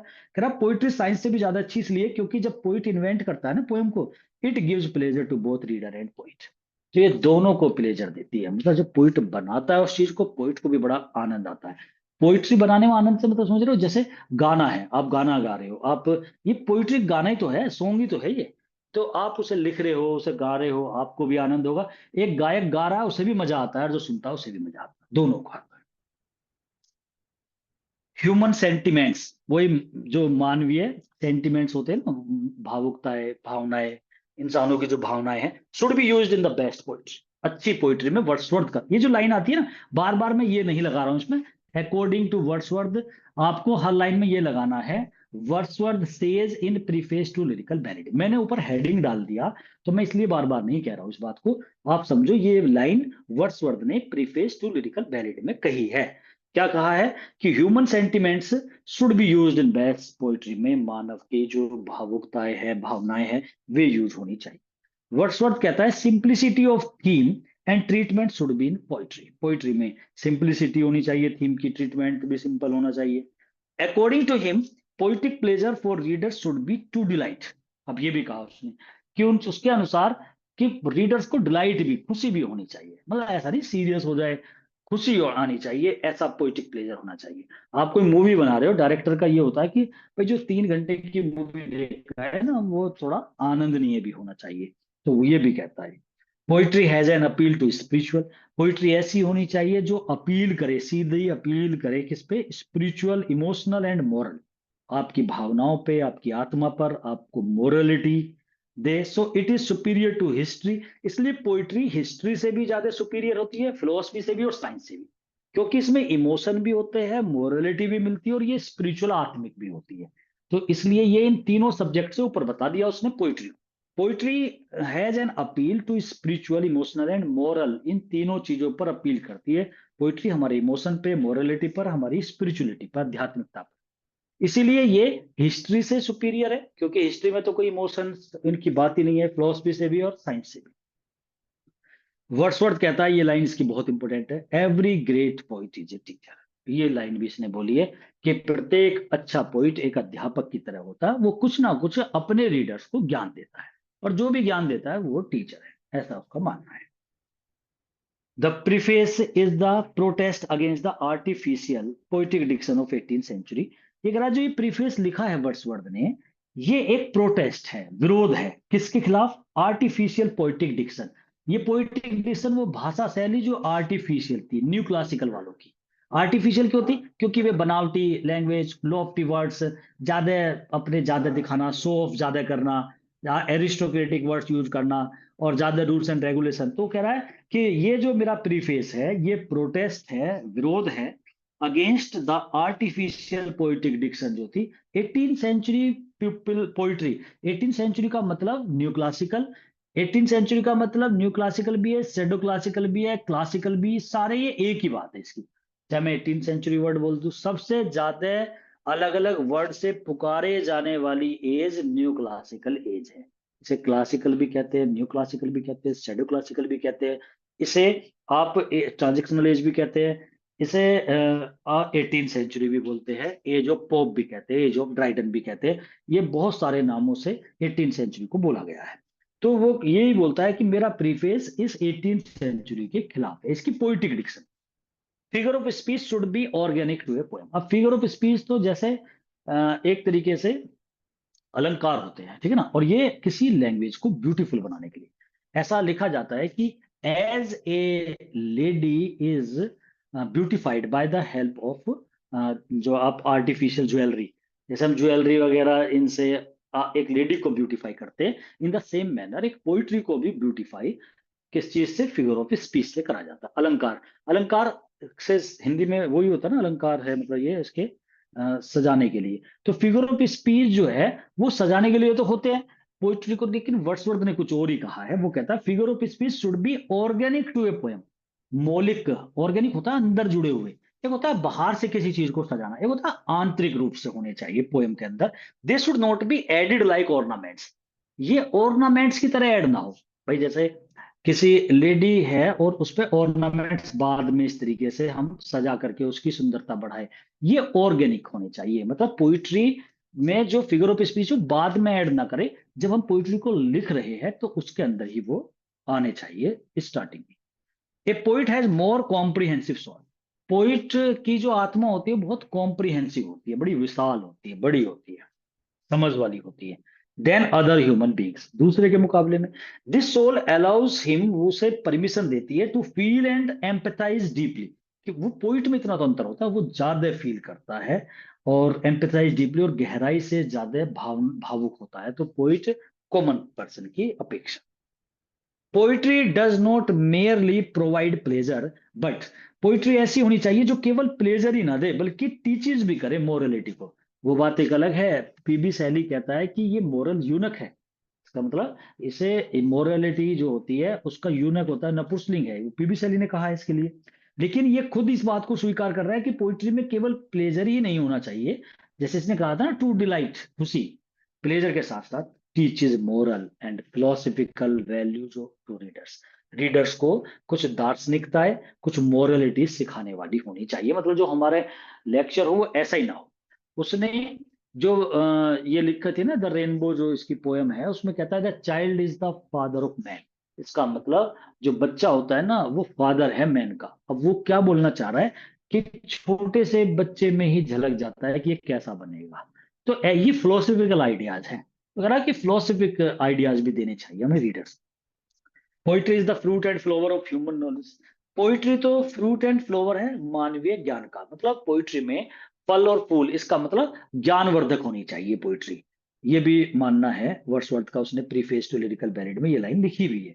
Poetry is the image of man and nature. Poetry तो एक चित्र है मैन का और नेचर का, ये भी इसने कहा है। वो कहता है that the poetry has a purpose और मिशन। पोइट्री का एक अपना पर्पस होना चाहिए, एक अपना मिशन होना चाहिए। Poetry has, he says that the poetry has a purpose और ए मिशन। ऐसा ही नहीं आपने यूं ही लिख दी, उसका एक टारगेट हो कि मुझे, मैं अपने रीडर्स को इस पोइट्री के माध्यम से, इस पोएम के माध्यम से ये बताना, एक टारगेट होना चाहिए। Poetry is the breath and finer spirit of all knowledge. Poetry, breath माने सांस है, फाइनर स्पिरिट है, एक आत्मा है, ऑफ ऑल नॉलेज, पूरे ज्ञान की एक ब्रीथ है, मतलब ज्ञानवर्धक है पोइट्री, ये भी कहा है इसने। वर्ड्सवर्थ ने पोइट्री को कहा है the most philosophical all the writings. जितनी भी राइटिंग्स है, अब राइटिंग्स में क्या है, जैसे ड्रामा है, इपिक तो पोइट्री का ही एक पार्ट हो जाता है, या एस्से है, आपके एस्से है, ड्रामा है, नोवेल है, जितनी भी राइटिंग्स होती है उनमें पोइट्री जो होती है वो ज्यादा फिलोसफिकल होती है, क्योंकि इसमें ज्यादा फिलोसफी होती है, दार्शनिकता है। Poetry is the first and last of knowledge, it is as immortal as the heart of man. Poetry पहली और आखिरी ज्ञान है, मतलब ये ऐसा ज्ञान है जो इमोर्टल है, जैसे इंसान का हार्ट, दिल, उसकी तरह होती है पोइट्री। सब लाइन इसने बोली है इसमें। The end of poetry is to produce excitement. जब पोइट्री का अंत हो तो उसके अंदर एक्साइटमेंट होना चाहिए, with in over balance and pleasure. भाई प्लेजर का बैलेंस करते हुए लास्ट में एक्साइटमेंट भी होना चाहिए पोइट्री के अंत में। फ्रेंच रिवॉल्यूशन जो हुआ है, फ्रेंच रिवॉल्यूशन, फ्रांस की क्रांति, जो 1789 में स्टार्ट हुई थी, 10 साल चली थी, had a greater influence on lyrical ballad. उसका ग्रेटर इन्फ्लुएंस रहा है इस लिरिकल बैलेड पे। लिरिकल बैलेड पे ही नहीं, विलियम वर्ड्सवर्थ पे भी बहुत बड़ा प्रभाव रहा है, तो वर्ड्सवर्थ की हर पोयम पे रहा है, तो ये तो हमें पहले से पता भी था। एक पोयम है वर्ड्सवर्थ की, ये भी इंपॉर्टेंट है, द कॉन्विक्ट के नाम से। कॉन्विक्ट जो होते हैं वो अपराधी को ही बोल देते हैं। वर्ड्सवर्थ की वाज देयर इन 1798 एडिशन में तो थी, लेकिन ये 1800 वाले में ओमिट कर दी गई, हटा दी गई, तो ये क्वेश्चन इंपॉर्टेंट हो जाता, उसमें से हटा दिए। और नाम भी इसका ऐसा ही है, कॉन्विक्ट जो होता है कि ये दोषी हो गया, कोई अपराधी है, तो इस पोएम को हटा दिया। और इसमें इसकी जगह एसटी कॉलरिज की एक पोएम थी लव। तो देखो दोनों वर्ड भी ऐसे ही है, लव को ले लिया, कॉन्विक्ट को हटा दिया। याद भी रहेगा ये आपको, अगर इस टेंस में देखोगे, क्वेश्चन इंपॉर्टेंट भी है, अच्छा क्वेश्चन है अगर ये आ जाता है कि भाई कौन सी ऐसी पोयम थी जो 1798 के एडिशन में तो थी, और जब 1800 का आया उसमें बहुत सारी पोयम बढ़ी भी थी, तो हटा कौन सी थी, तो ये द कॉन्विक्ट थी विलियम वर्ड्सवर्थ की, वो हट गई, और एक एसटी कॉलरिज की लव करके पोयम थी वो आ गई। इन प्रीफेस टू लिरिकल बैलेड में वर्ड्सवर्थ डिस्कस करता है अपने विचारों को, of what the poet is. वो बताता है कि पोइट कौन है, क्या होते हैं, पोइट की परिभाषा बताता है, व्हाट इज पोइट्री, पोइट्री क्या है वो बताता है, and most importantly what the language of poetry is, poetic diction मतलब कि लैंग्वेज कैसी होनी चाहिए, ये वाली बात वो अपने इसमें बताता है। तो कुल मिला के पोइट जो है वो ये सारी चीजें अपने इसमें बताता है। तो इसमें अगर हम बात करें इसके पोइट्री की, तो यहाँ पर वर्ड्सवर्थ जो है इसी बात को वर्ड्सवर्थ ने रखा है कि भाई किस तरीके से ये होनी चाहिए। तो ये प्रीफेस टू लिरिकल बैलेट था, इसमें वर्ड्सवर्थ ने अपने पूरे कि किस तरीके से पोइट्री होनी चाहिए वो सारी चीजें इसके अंदर डाली है, और बड़ा फेमस रहा है प्रीफेस टू लिरिकल बैलेट। ये कोई कहानी नहीं थी, सीधा सीधा एक क्रिटिकल वर्क है जो प्रोज में लिखा गया है, वर्ड्सवर्थ ने लिखा था अपने आप को अच्छा सिद्ध करने के लिए या अपनी राइटिंग्स को एक बताने के लिए, पब्लिक तक अपनी बात पहुंचाने के लिए इसका उसने यूज करा। तो आज हमने preface to lyrical ballad complete कर लिया, इसकी स्टार्टिंग भी आज ही करी और कंप्लीट भी इसी लेक्चर में हमने इसे करा है।